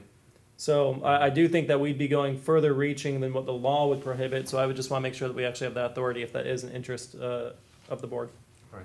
I don't know if everybody feels the same way, but. Well, I'm not sure where you are when you say that. I read that in the box, the line, a person is ineligible to hold public office if she is not registered to vote. Which would include past Right, and then if you felons keep convicted. going Right. down, it then mentions the, or if they legally established mental incompetency, proof that the person is presently imprisoned, or if they're on parole for conviction of a felony. Well, that's weird because I believe that a felony does prevent you from voting, period, not just you're on parole. I thought that was, But I think is what that they're true in saying is California? that, I think Maybe a it's state by different in state. federal. They have talked about changing the law, I know that. Certainly under federal law, very rare exceptions, you cannot vote if you've been convicted of a felony, nor can you possess a firearm. yeah, I don't think this is saying that you, what this is saying is that there are certain conditions where you're ineligible to vote. Right. Being convicted of a felony is one, but then they go on to list, including but not limited to, being crazy, or proof that you're in prison, or that you're on parole for a conviction of a felony. So this is additive, right? Yeah. Being convicted or being on parole or being crazy, or, so I think this is including all of those and more, if I'm reading it correctly. Although it would be, we'll have to get to the bottom of it, because obviously it would be odd to include a lesser included fact, like, if you're ineligible for a felony, why do you need to list you're on parole for a felony? Because we already know you can't vote because you're convicted of a felony. Right. Or if you're in prison, same thing. Yeah. Because you can't come to the meetings. Exactly. Be here. All right, we got our first quote of the night for the paper. All right. Well, it wouldn't hurt my feelings if felons weren't allowed to run for our school board. That's all I'm saying. All right, 55, 56. So, 55, talking about the distribution of candidate statements. So when I ran for this position, I had to pay $700 for my candidate statement, which was shocking to me. I didn't raise money, I didn't have donors. And I thought, well, how unfair, what if somebody doesn't have $700, then they can't run? I misunderstood it. Oh, okay. They could have chose not to have the candidate statement. Right. So I think as a district, we should provide candidate statements to anyone who's on our email. I mean, we shouldn't spend money to support them putting it in the voter packet, but we should provide it to our email base. I mean, it should be, you know, just like that line you said about anybody can come to school or do these things based on they have the right to school. I think you have the right to be a board member even if you don't have $700 Yeah, but I in your don't think pocket. this institution should be doing anybody's campaigning. So I would be a little leery about the district participating in somebody's campaign. But not if they're doing it for everyone, if they're just Well, applying I would be everyone's. uncomfortable, period. You know, the fee for the ballot is significant, I agree with you, and that it can go up or down depending on how many people put statements in, right, cause it's a fixed fee. That's the worst part of it. Yeah, if you end up Because being when the you only sign one, up, you need have the no whole idea, it's thing. like over $1,000 if nobody else Right, puts in a statement. But if like 20 people put in a statement, it's a couple $100. Yeah. It's not a good I don't system. think we'd be allowed to have that information on our website, would we? Well, that was my question was whether it could be posted on the website. I'm kind of with Jane. I mean, I overall feel like, again, increased transparency, increased engagement. Hey, this is the school district, there's an election coming up. Here's a section of our website devoted to the election, and here are the statements of the different people running. On the other hand, however, I think that would work perfectly great unless someone wanted to post under their First Amendment right something really offensive or something completely contrary to fact. And then we would be in a position of wondering whether in some way we're vouching for it, or is it even inappropriate for anything like that to be on the website of our school district. So then I wonder if maybe, however, in encouraging that, we should talk to the League of Women Voters or some other place and really try to have the election be more well represented, or even the paper, so that the statements could be available somewhere in multiple places at the same time. But, you know, it is too bad that it costs so much money in order to get a statement out there. And overall, I'm in favor, as I think Jane is, of providing a forum for people who are engaged in what we're doing. But I could see a problem if, like I said, there was a. yeah, well, cause an ad in the news is cheaper than $700, right? I mean, if you're gonna reach the people who vote in this valley, you could do it in the newspaper, you could build a mailing list, right? I mean, you could do the whole campaign thing. And what this is really saying is if the campaign officials, election officials, right, which is the county, Right. if they allow electronic distribution, then there have to be some rules around it. But I didn't get the sense that they do, so is this even applicable? Well, my mixed feelings on this are, it's been painful for me to write those checks in the past, because I didn't know how much it was gonna cost me, and it could have been a lot more than I wanted to pay. On the other hand, there are times when I think, boy, it's nice to have some kind of a barrier to entry, because, you know, often when, well, it's Barrier true, is a right? statement I mean, also, maybe it shouldn't be money, but there should be some, because sometimes I look at the ballot, the sample ballot when I get it, and I think, well, if they cared enough to put a statement in, then I'm more inclined. If they didn't, then they didn't. I wish it weren't money-based. I wish it were, you had to be a good person, and then you got your statement in. Right.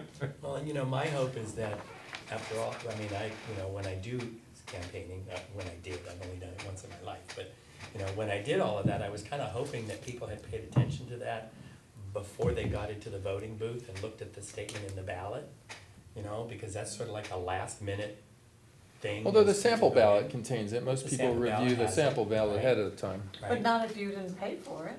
Right, That's correct. it's not It in just there, says you and have it to pay does for hurt you, cause Yeah. I Yeah, never your have paid first- for it. yeah. I didn't do it Well, it either didn't time, hurt I wasn't you. willing to. You I did did really the well. first time. Oh, the And first time it did. Absolutely, Yeah. and I had people say, well, that exact statement, Yeah.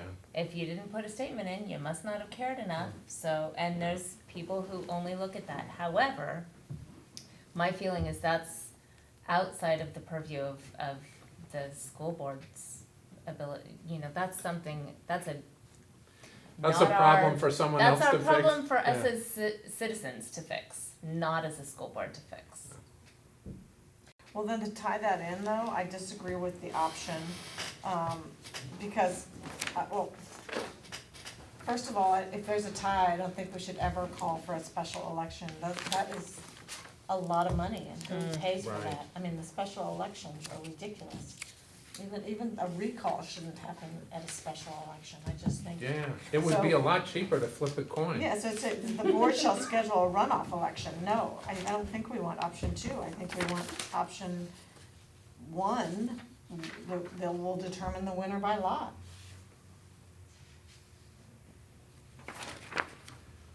Yeah, I doubt that it would ever come to it, but if it did, I totally agree with you. Yeah. So do you want us to change from option 2 to option 1? Yeah, I don't think we should pay for a runoff election. That's expensive, Yeah. or delayed to going to another, it's just, it's, I mean, that's why the board did the appointment when I was appointed, just because of the cost of the election. Right. And I'm here because I was cheap. And I would Well, argue it's- that if it's truly a tie, half of the voters, which could only be a handful of people in reality, you know, flipping a coin or by lot, you're at least giving the wishes of half the people as opposed to Well, not a if there's appointment. 8 candidates and the 2 tie for Okay, good 15% of the point. vote.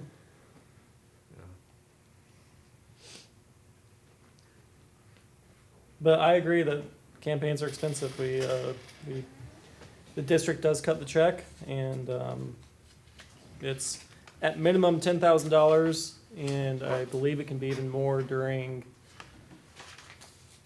I want to say, the gubernatorial. Well, I would say I'd rather pay for the candidate statement than a whole election. Option 2 above in the center of page 56 discusses the district not assuming or taking part in the cost or electronic distribution of candidate Yeah. statements. I'm just saying it's a shame.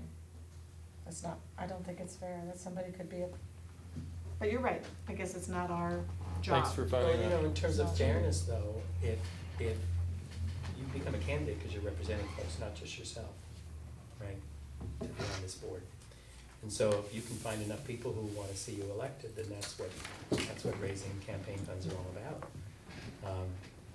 If there's a candidate who is unwilling to ask for the money, that's a personal choice, right? And if the candidate is raising money but can't raise enough money to pay for the ballot statement, then the implication is that they don't have much support. Right, so I don't feel very bad. Cause it's not like a ton of money spread over 20 or 25 people. But I can picture a scenario where you're supported by a low-income community. Yeah. And you're a member of the low-income community, and no one has the money to Right, put but see, into now your we're talking campaign. public financing, which is a whole different issue. So, looking at option 1 and 2 at the middle of that page on page 56, given that, as you see in the box above, that legally the district is allowed to provide for the cost of all of these items, including printing, handling, translating, I would assume that if we're able to provide for all of those costs, that we could, at a minimum, provide for the electronic distribution of those statements. How would you guys feel if we try to do kind of a hybrid option 1 and 2, not taking on the actual financial cost of printing, handling, so it would say the board shall not pay the cost of printing, handling, translating, and mailing. However, the district will take the responsibility of electronic. That's Well, I what I was kind of trying to ag- suggest. Right. that I somebody- kind of agree with Kevin that what if somebody puts something very offensive in there? Yeah. Would we, I mean, we wouldn't want to have any veto power over true. putting it in either. I think you could. Yeah, I but mean- it also, I mean, for me, I have been, like, especially for either city council positions or this, there have been times when I've seen statements in the paper that are, I'm like, well, you are not getting my vote. Right. So if somebody's gonna do that, I mean, we could certainly say something, and, these are not statements of, Right.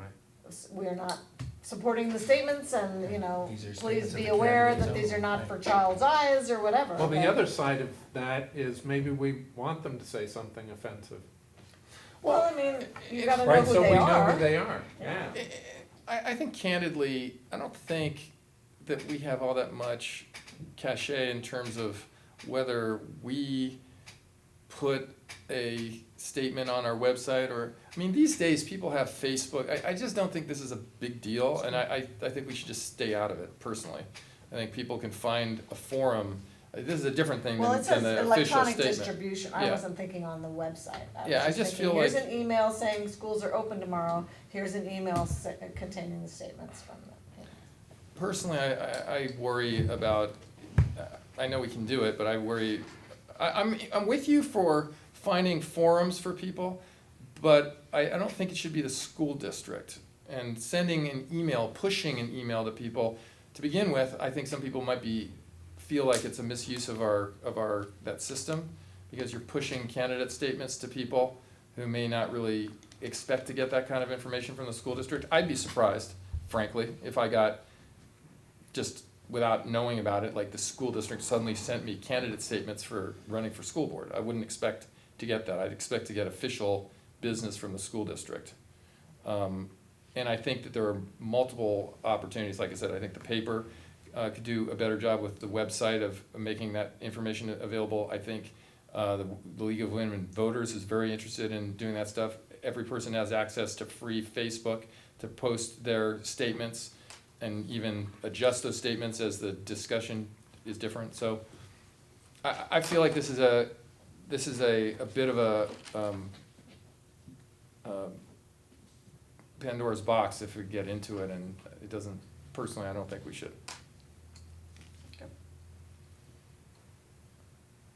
I'm one person, so I don't know what anyone else thinks. No, I would concur with that. I just think that there's probably a way, because he talks about, if you do it for everybody, it's nonpartisan, and that's why we could do it, because you're not really campaigning for anybody in particular. But I am uncomfortable with the district dabbling in campaigns at all. Yeah. I can't articulate it better than that, frankly. I'm fine accepting that, I just wanted a discussion around it, so. Well, I think the reason I got involved in the discussion, and I think some of us is, the system is broken, I think. But the question is it our job to fix it? And I kind of agree that it's probably not. I think it is ours as citizens. As citizens, not a but board. not board members, right? And I agree that it's broken and it desperately needs to be fixed. What bothers me so much is the general public doesn't know that you pay for those statements. That's just not even known. Right. And, I certainly do. and so it looks like lazy that you didn't put it on there, not that you don't have financial backing or have the money yourself. It looks like you just really didn't care. Right. But I still believe that's not, as a board, that's not our job to do. I would say though that if like the league, for instance, didn't do a forum, that we could, I don't think it would be going too far to somehow support a forum. I don't know that we would wanna We did, conduct We when did. Kevin ran against But- Linda and Taylor. We did at Nordoff, the high school did Mhm, this mhm. last time, NPA. with Thane and I Right. and, Jeff, the others. Right. I can't, Jeff and William. all of those yes, people. We the don't others. wanna get involved in campaigns. Did you say when I ran against Linda Taylor? Yeah. I considered myself to be running against this guy. But were you at that meeting that was here, and, well, you and Yeah, Linda we got were, into a but the little. paper- Yeah, It's on we YouTube were- still. But I the watched paper- it. I think the The paper. paper Yeah, it's did the three of that. us. Yeah, the Yeah. paper, I think, sponsored that. Okay. No, I'm joking. I wasn't running against anyone. I was just trying to get on the board. Regarding the tie, do we're you want all us to give friends you what the now. current I- language is that helpful? Cause I don't recall what it is. What's that? The current language? Regarding relates tie? to tie. Well, I believe No, that they're saying that it's the current probably- language is option 2, and we're gonna change it to option 1. I think some kind of steeplechase through town. Shame, shame. Okay. On 62, did anything have something before that? 60, I'm concerned about the district spending money at the very bottom, last paragraph, spending money to send new board members to CSBA. We do that. Yeah, we did it. It- I did Do it. we? Yep. Yeah, you can get your airline dinner paid for. Well, I never got that, but. You never got that? You never got? I didn't submit any expenses. I didn't go because of, because I felt it wasn't the right, we were in a declining enrollment, budget Right. problems, I'm gonna have them pay for my hotel room in Sacramento. Right, yeah, I mean, I didn't go either. I did go, just throwing it out there. I Was did it go. good? To San Diego, right? San Francisco. Yeah, I went, and Michael went. I stayed in went the to the tender first one, line, yeah, it was great. the first year. I went to the local training, but I didn't go anywhere fancy. Michael and I went to a seminar called How to Box Out the Guy Who's Been On a Little Longer Than You. Yeah, well, you've done a great job. But the question worked well. for me in that is that, CSBA creates the policy. well, there is that, but no, my thought was with board approval. But I don't think I went to the board and asked approval to go to San No. Francisco. No, there So wasn't I- any particular, Didn't do what our policy says. Throwing that out there too. Shame. So I can be whipped on several fronts. Well, that's why you're all better board members. well, you than wouldn't I have had am. to ask. It would have No. just, the board would have been asked to approve that, and it just obviously wasn't done. I guess it goes in the consent. Right. Right, there is approval Right, there. but it is also in the board policy section that board members are encouraged to go. Under the, well, it's probably this code actually. Mhm.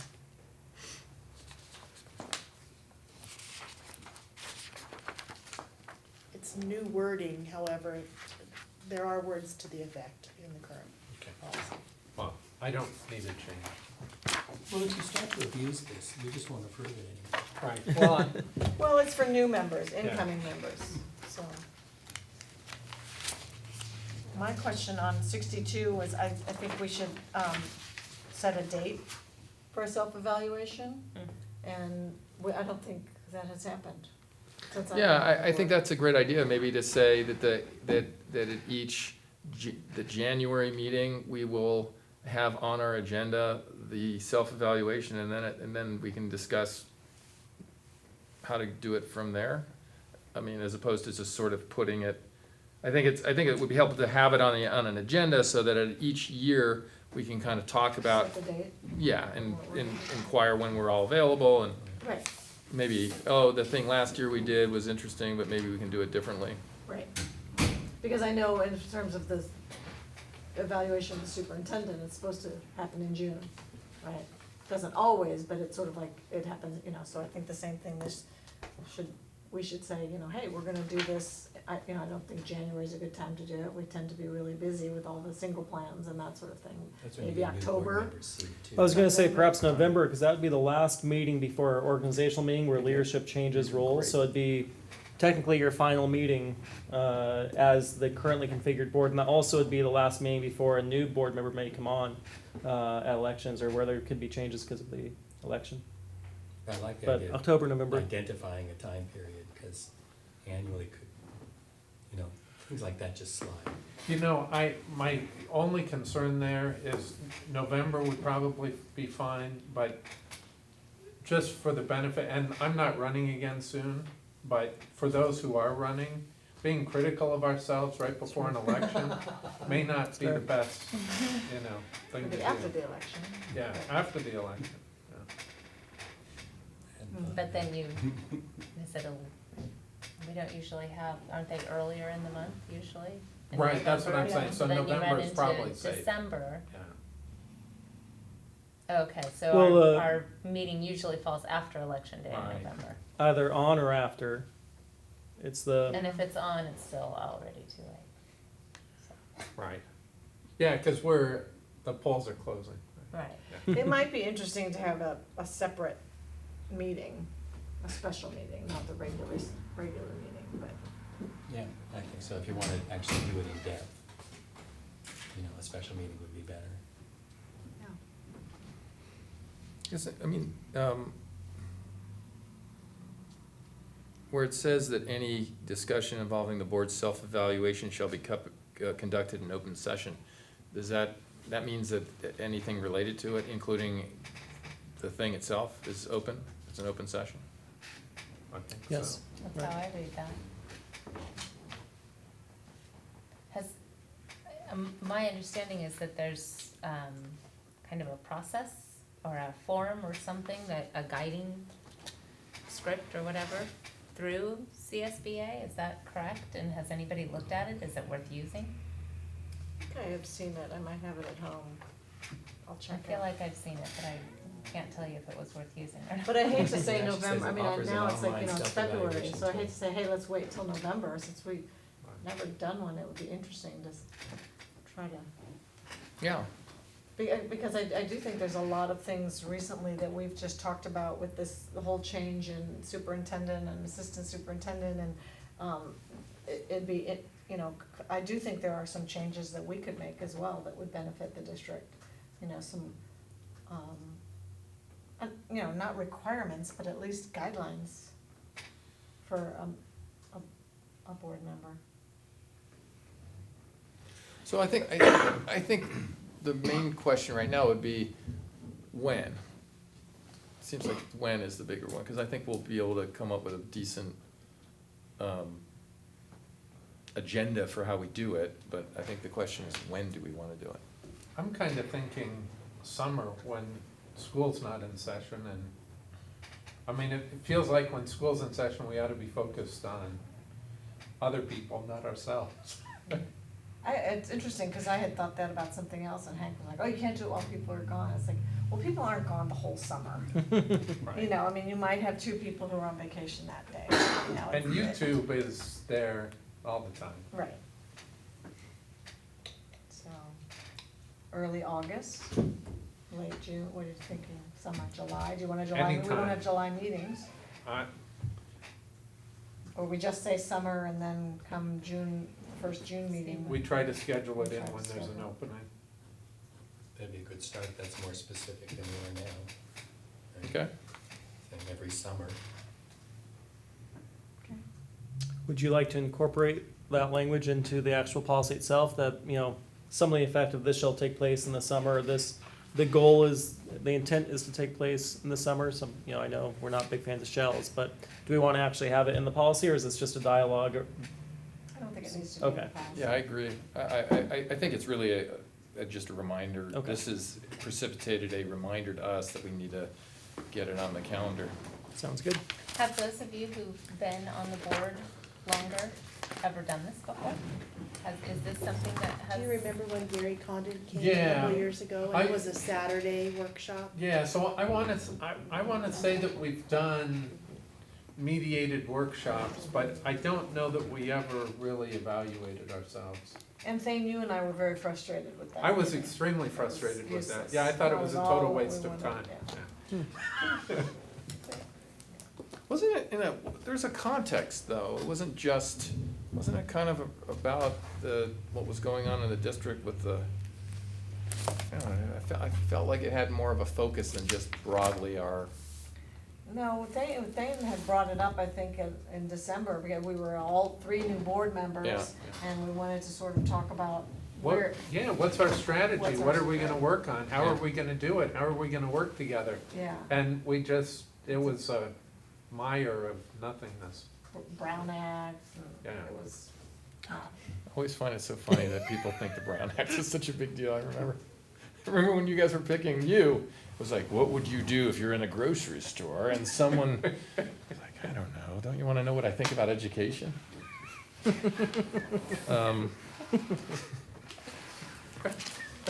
Anyone else? All right, well, that was a pretty thorough first reading, folks. That was. so. Way to go. Now, we move to an issue that Jane had driven about yet another school shooting. I don't know, Jane, if you want to talk about it a little bit? Yeah. sure, so, I've actually been receiving Facebook posts for over a year from this group called Moms Demand Gun Action. You know, they're very involved in trying to get people into offices who believe in gun control laws, and also advocating for gun control laws. And what I have felt, my experience with it, is that it's not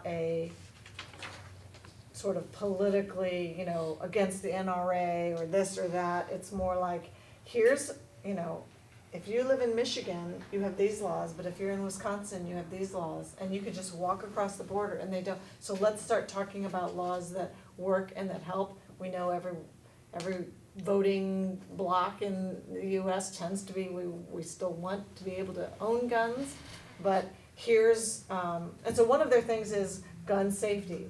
How do you lock your gun? If you own a gun, where can you lock it? Where do you put your, ammunition? How do you keep it out of the hands of children? Because the number of accidental shootings and deaths way exceeds, in terms of children, the actual like violent crime, like a student, right, coming in and shooting someone like happened in Oxnard. It's much more often it's in their backpack and something happens, or they're looking at it, but anyway, so they do have, and I thought what I would love to see not our district, but our community do, is to bring in and have some, you know, Chautauqua about gun safety. So I even saw, I've never seen that before. It's this little wire with a lock on it that costs $8. I mean, you could have, you know, let's have somebody in the community buy 50 of those on Amazon and have them at that meeting. So if you'd like to buy a gun lock, here's one for $8, you know, I can return them to Amazon afterwards if nobody buys them. But just providing the opportunity for people to learn how to keep their guns safe, and also providing an opportunity for the community. One of the big things I saw over Christmas was a lot of these communities, people saying, you know, okay, we're coming to your house for Christmas, what do you do with your gun, because I'm bringing my children? Or when someone says, can so-and-so come over for a play date, you have to call the parent and say, do you have guns in your house and are they stored safely? And those conversations are very uncomfortable, but if we give people the opportunity, oh, here's what you say, right? Like we do with our bullying, right? I feel those statements, right, that we're teaching our kids, you know, this makes me feel, the I statements versus the you statements, you know, so if we have if we encourage as a district, somehow the community to bring this topic up, I think it would really help in our school districts. I think we'd be less likely to have an accidental shooting or a student bringing a gun on campus that has ammunition in it, and I think that's timely for our community, not really, I mean, not just our district, but for the community as a whole. So. Well, yeah, I mean, the idea, when I first heard this was gonna be a topic, right, when I noticed it, immediately I thought about like how do we protect our campuses? What are we doing to make sure that there's no weapons on campus with bullets or otherwise? This last shooting that happened, you know, with the two kids was a total accident, and that kind of thing is the bigger tragedy than anything. So I would be really curious to know if and what we could do to increase the safety at our schools. It didn't occur to me the interaction between families, because otherwise it's a conversation I'm not sure I want to get into as a school board member. But you just brought up something that I hadn't thought about. It's just going from family to family, and how do we, I think that there might be a role for us in helping our parents broach those conversations with each other, if that's a desire, not to take a judgmental position, right, as you said, but to just facilitate the conversation and maybe give them ideas about how to do it in a soft way. And yeah, if we could encourage someone to have this larger conversation, I think that'd be great. I don't know that I see a role for us in that. But Well, I in terms guess of my focusing feeling on the was schools, I'm there. if the community has a gun safety presentation, that makes our schools safer, because that means Johnny and Susie's homes, they might have guns in their homes, that's their parents' right, we have no say, I don't want the district involved in that, but if we know that I mean, I think some people's, I grew up here, I grew up on my farm or my ranch, I never even thought about it.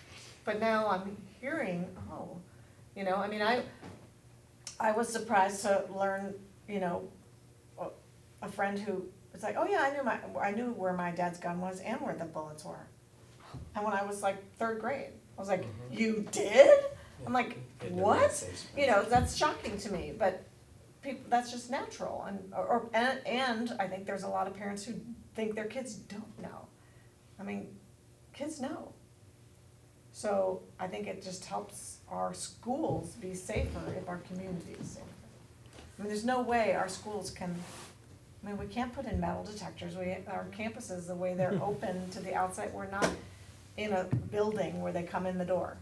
It's an open campus in terms of, I know some of our schools have locked gates and you have to go through the office, but it's still an outside campus. You're outside, the students are outside, you're changing classes, walking around to the cafeteria, you can't walk through a metal detector to get. I would feel really sad if we got to the point where we felt like we had to push all of our kids through metal detectors, but I am all for a conversation. I think before we were kids, that there used to be gun safety taught in schools. And then the pendulum went the other way, let's just not talk about anything. And then I think maybe fewer families have guns, they talk with their kids less about it. And so there are a lot of kids that are unfamiliar with gun safety. When they get a gun in their hands, they don't know. And then it becomes really dangerous, right? There are the kids who intentionally use them, and that's terrible. But then you have the accidental stuff, which is really awful. Right, and too. we have a suicide prevention plan, right? Right. Well, the statistics for families that own guns that aren't locked and the suicide of teens is outrageous. The statistics are, it's like, if you have a gun and it's locked, your child has this percent. If it's not locked, they have this percent. Yeah. So, part of our suicide prevention is parent instruction or So how would you information. see that playing out, like us sending home gun safety tips or? No, I think something like that, if or- we facilitate either through the Ojai Chautauqua or through the city council, say, hey, this is another joint effort, between the district and the city, that we're helping to promote this, maybe the city or a group makes this plan, there's gonna be this event, we provide the facility. Well, So I hey, could see something through Parks and Rec, right? right, and you could have it at Chaparral Auditorium if you need a bigger space or I'd be something down for like that. that, that's what I mean. Well, with the police department as well, I think Yeah. they'd probably be happy to participate. I really question, I hate to be cynical, but I really question how many people would go. I feel like we hold these things that we want parents to participate in, but that's not necessarily what happens always. And the ones who go maybe aren't the ones who. Who need we to hear find. the information. But the Chautauquas are pretty well, right? Haven't there been like 200 people going to those things, or? I more? don't think they're the school-aged parents though, are they? Well, I'm kind of a little bit, I guess, with Shelley in the sense that, so I have, we have a shotgun, we have guns, and they're locked. And I think it's sort of a paradox that the person who needs it is not gonna come. And most responsible people who have a gun are well aware, certainly, I would hope, and I think it really is the case, most people are well aware of the safety issues. So I don't think there's a lot of room for, a big event where a bunch of people are gonna show up who have guns, go like, okay, you're here, I'm open-minded, help me understand how I can be safe, because I think either they are or they at least think they are, because it would be almost a concession of your incredible stupidity to have guns and not do that. However, what I wonder is, should we be teaching something in our schools about staying away from guns, or, and I don't know how that, I think a lot of kids just don't know anything about guns, and if they saw a gun, they might just go and fool around with it, because why wouldn't they? So I wonder on that level. You know, whenever my kids come back, like John, who's in 3rd grade, every now and then they'll come back with some lesson, you know, and it locks in so well for kids when it's a, you know, whether it's about trash or something else, and they just know it and they have it. And I wonder if we could do that. But I could also see that being controversial, because you could also imagine a kid becoming more curious about something that they're not really curious about, or wondering if my parents have guns and I don't know if they have guns, and now I'm going to go see if I can find out. But on the straight up education point, if someone has a gun and they need basic information about safety, I just don't think they're going to be the one to be open to learning that, sadly. However, on the flip side, as far as the education component, if there was a way to, and I feel like this is even controversial, but if there was a way to facilitate the conversation that you were talking about from parent to parent when they go on play dates, that kind of thing, if we had that culture in our valley, it definitely would make for safer schools. So I wholeheartedly agree with that part of it. I just don't know that people will come to an event, and I'm not sure how the school district can help facilitate that conversation. I'd be curious to hear that piece. How to get parents to feel comfortable. Actually, there's a campaign, I'll look it up. I think it's called Speak. And even if you just send home, I mean, if we guys look at it and like it, and it's a paper that, you know, in light of the recent school shootings, here's a place you can go if you have questions.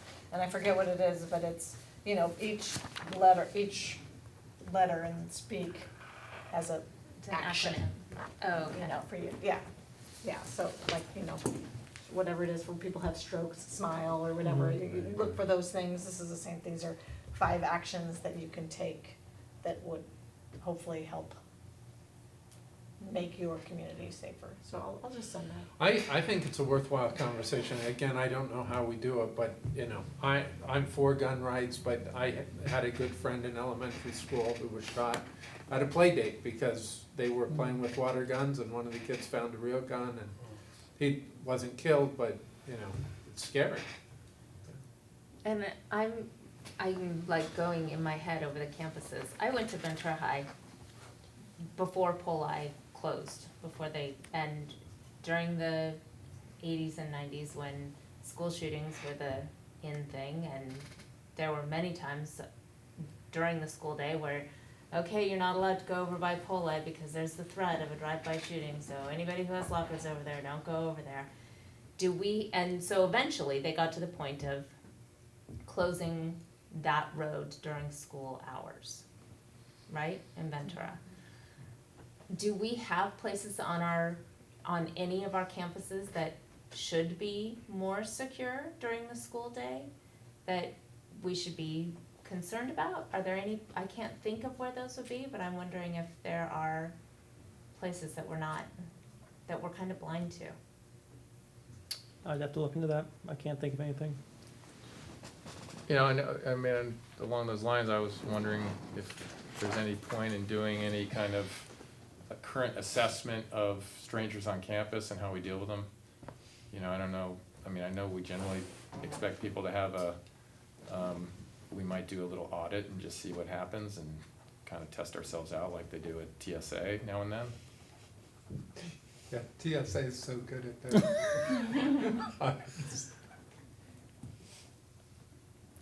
I mean, if we have policies like that, then we, you know, what we know always happens in these situations is something happens and then everyone suddenly does something. So the question is, is there anything we can do ahead of time?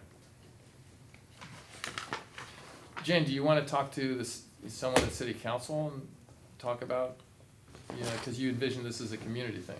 Have you Let talked me to? look into this, you know, if it's, you know, not something that people might attend. I mean, I might reach out to them or to the Chautauqua group and just see.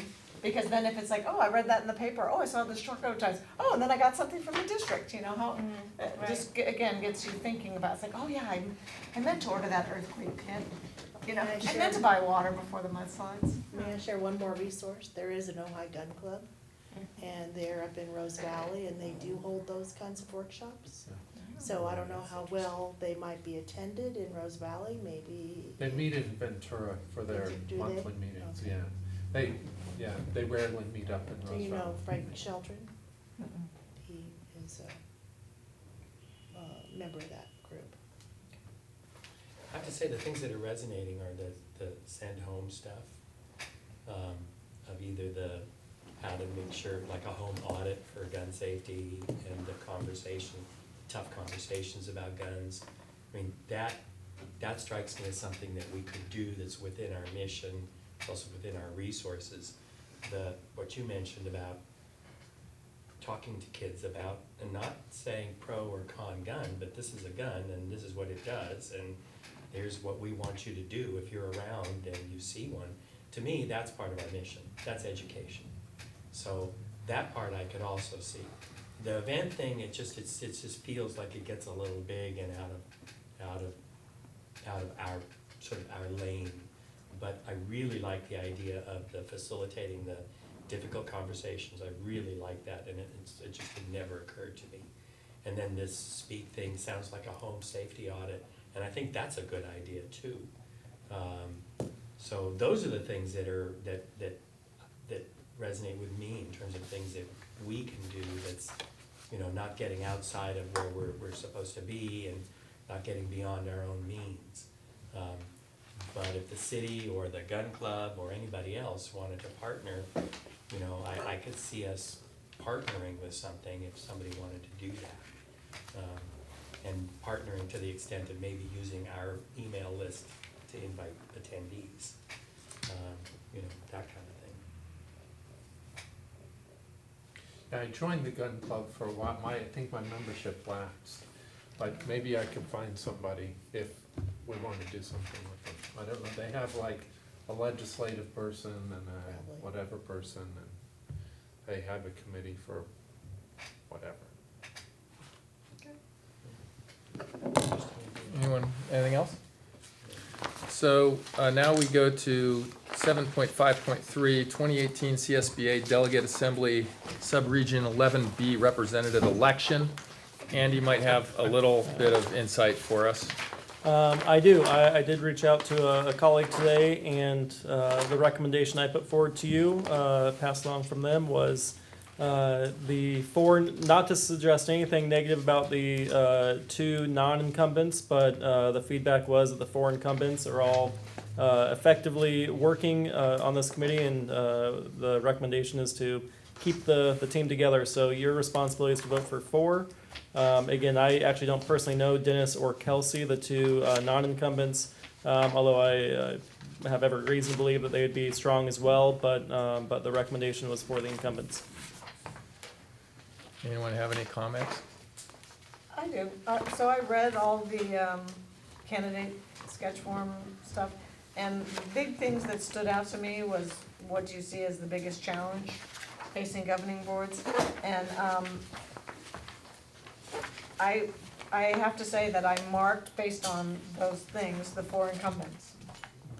Again, I like the idea that they're spread out. Conejo Valley, Simi Valley, Wainimi, Oxnard. I also felt Dennis was just as strong as Veronica in terms of Oxnard, so I thought if somebody had information about either one of those, I'd be just as comfortable voting for Dennis as Veronica, but I feel like the four incumbents really had the stronger statements in terms of what I felt was what I hoped to be getting from the CSBA. I read them. I was not observant enough to see the asterisks for the incumbents. I did like Dennis's better than Veronica's, but I don't know any of them, so I don't have a strong opinion. If you have been to the VCSBA meetings, Veronica is very involved in those. In fact, I believe that she is one of the often will present or give some of the introductory information. There's Veronica, and then also I believe her name is Tina from Santa Paula are the two that are most actively in front of the group. Well, anyone who makes the effort to go and do that, I also like the idea of voting a woman in. and I'm not Versus opposed to that males. at all, yeah.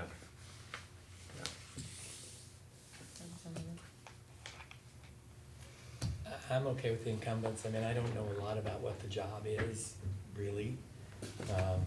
Their statements sounded good.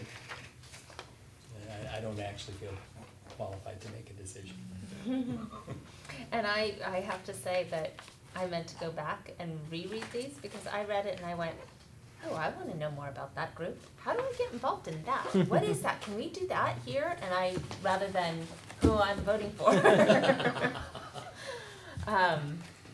There's some leadership group that I looked into, somebody's a part of. I thought, wow, how come we're not doing this at Nordoff?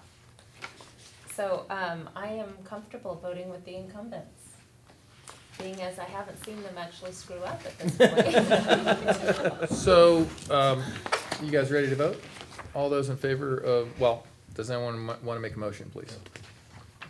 I'll move to vote for the 4 incumbents as indicated by the asterisks on the agenda item. So that would be John Anderson, William Daniels, Vianney Lopez, and Veronica Robles Solis. I'll second the motion.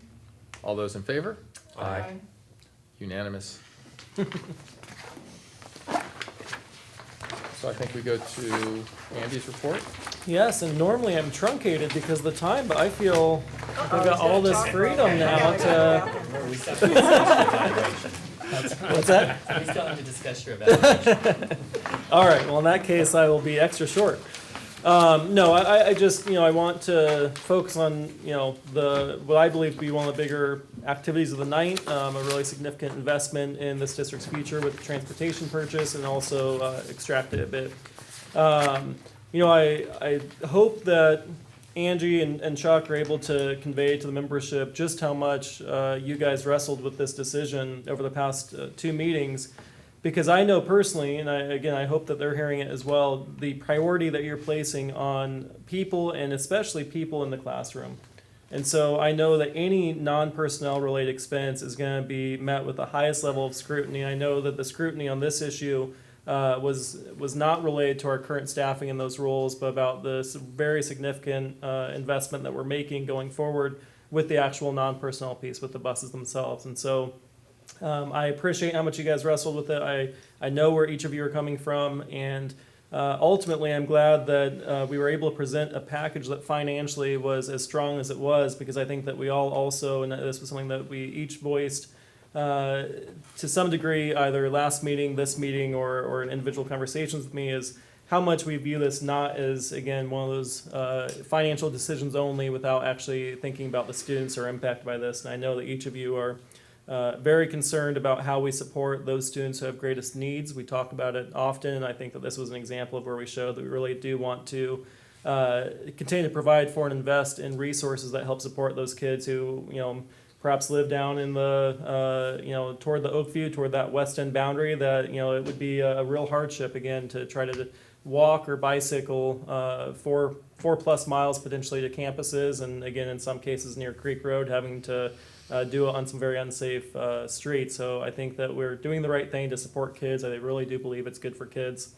But extracting a bit, I again just want to say how interesting of a time I feel that we're at in this district. Obviously, we have some really challenging decisions ahead, but I just think back to this past week and this upcoming week. Later start time committee is getting closer toward a recommendation for this board. They had their meeting this past Wednesday and have another one scheduled for later this month. We had 7-Eleven meet last night discussing their support for our district moving forward with our waiver request for the potential lease of this property. Among all the many things going on, we certainly haven't forgotten about that very important topic. We had that meeting and are moving forward with all deliberate speed on the ability to put forward that waiver package and be able to, again, move the ball forward in soliciting potential proposals. Obviously tonight's meeting where we not only made a significant investment in our transportation fleet, but also talked about, some very exciting Measure J projects and the reality that we'll have, $6 to $7 million invested in our schools this year when kids come back to school in August, and another $5 to $6 million invested during the school year that they'll be seeing an immediate impact for. So again, a really significant improvement, significant change. We look to 2 days from now where we have our special board meeting where we'll be discussing the 6th grade in Matilaha, obviously another really important topic.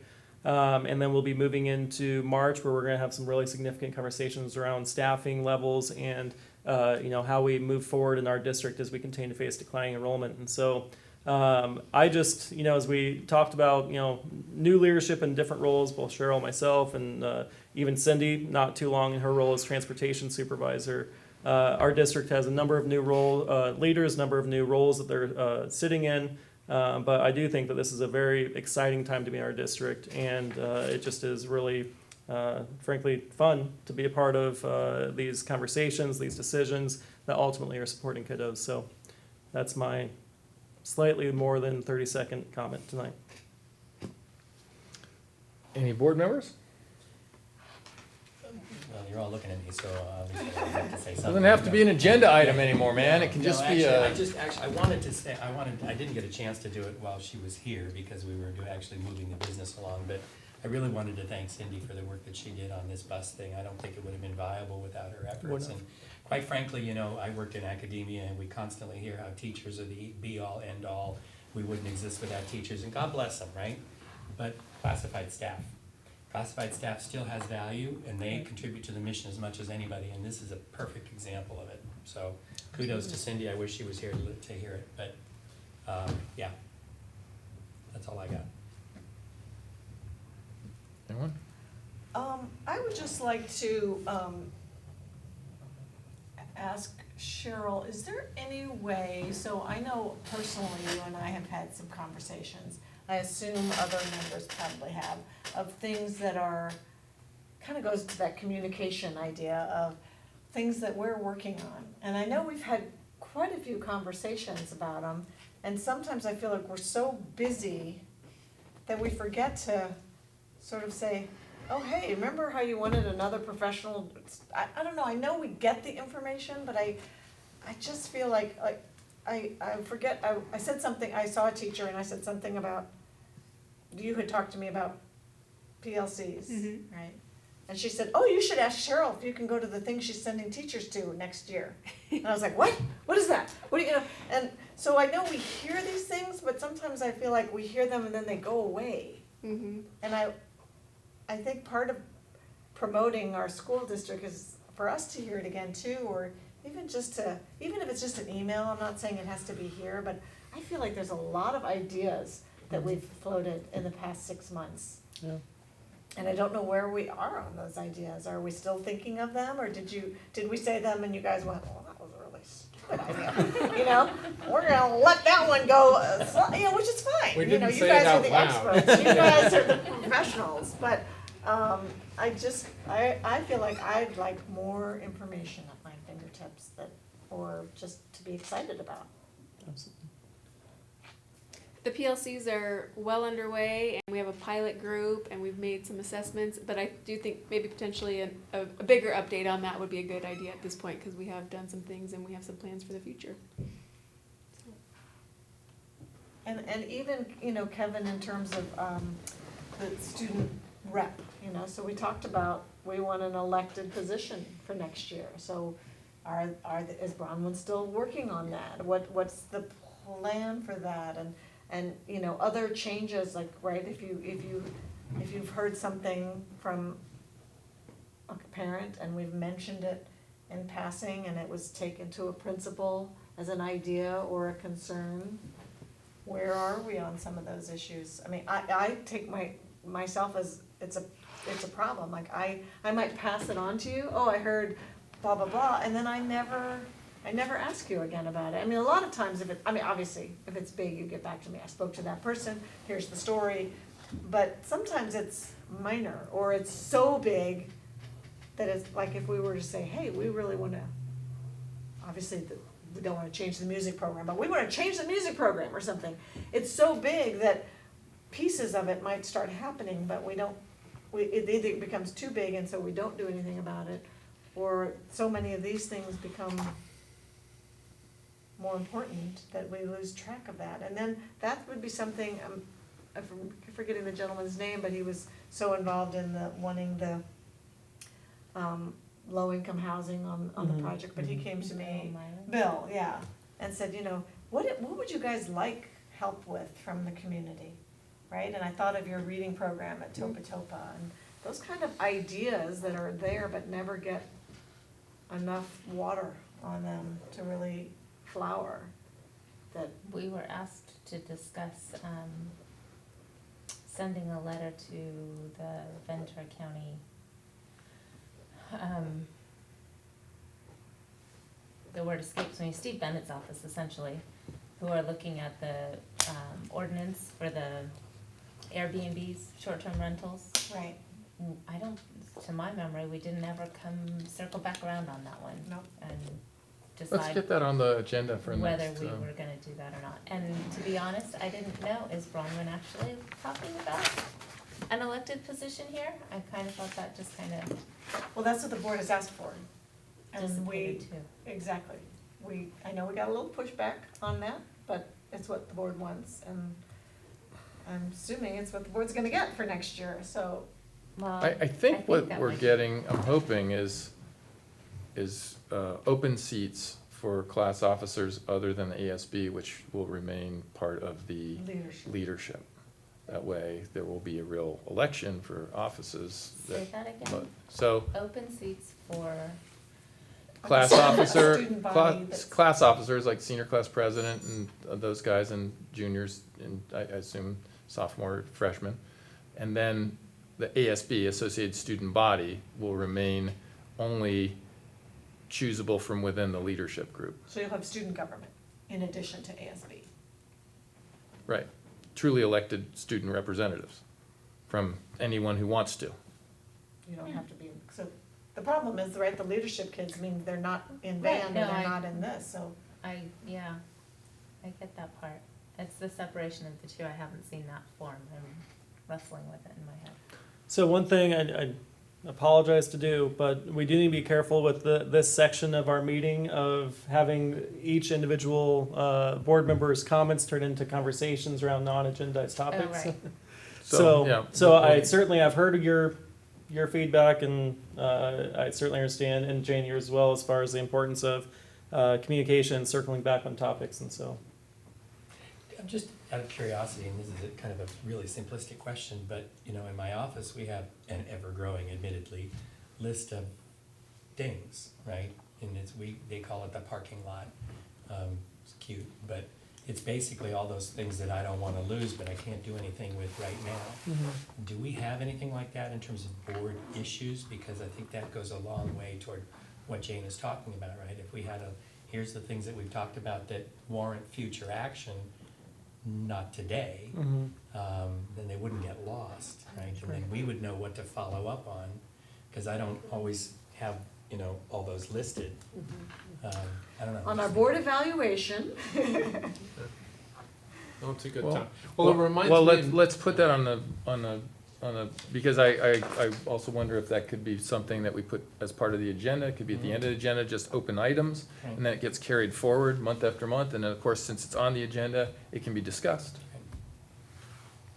I was just thinking, we've had a lot of good ideas, or you guys have, but opening it up to parents in the community on our website, could we have like a suggestion box, not a discussion, that could be dangerous, but just submit ideas, Directly to the board. right, Oh. right, and then we could keep that list, and, some of them might be good.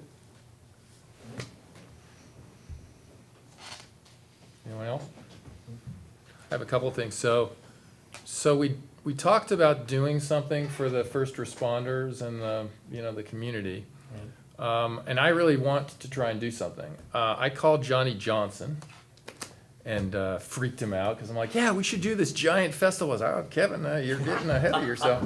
I do a pretty good Johnny Johnson now. That sounds crazy. I don't know what the heck. But we talked about it as like, maybe something that we could do in conjunction with Ojai Day or something. It could be a special, for the first responder. I was saying what I thought would be really cool, so many people came from out of town. You could imagine if it's all the way in October, you could say to the people, come back with your families. This cool place that you were stationed in or around. But maybe, so anyway, it's an ongoing conversation, but I don't want to just let it die. What about in the 4th of July parade? Yeah, maybe that, but although that's coming soon, Because families are more likely Free to be able to concert come. out at Your Nordhoff, house? a day on the green out at Nordhoff on the field. I was thinking that like maybe, anyway, I can't talk about it too much, but an idea. Thank yous, we talked about, Shelley had talked about it. I do think we should do it sooner than later, generate a list of those like Amazon, Oxnard, and send formal, signed by all of us. Thank you so much for your support during that difficult time. Kathy, have you sent that list? Uh-huh. Yeah, we have the list. Okay. I'll make sure. And then last, going through the policies and then getting into policies about the board and then president and all that stuff, I do think, especially given that we have an election coming this year, that we should revisit the question of board benefits. We're in a difficult financial time, and I think we haven't done it as long as I've been on the board, but $20,000 a person is a lot of money, which is basically what I understand it costs. That's it.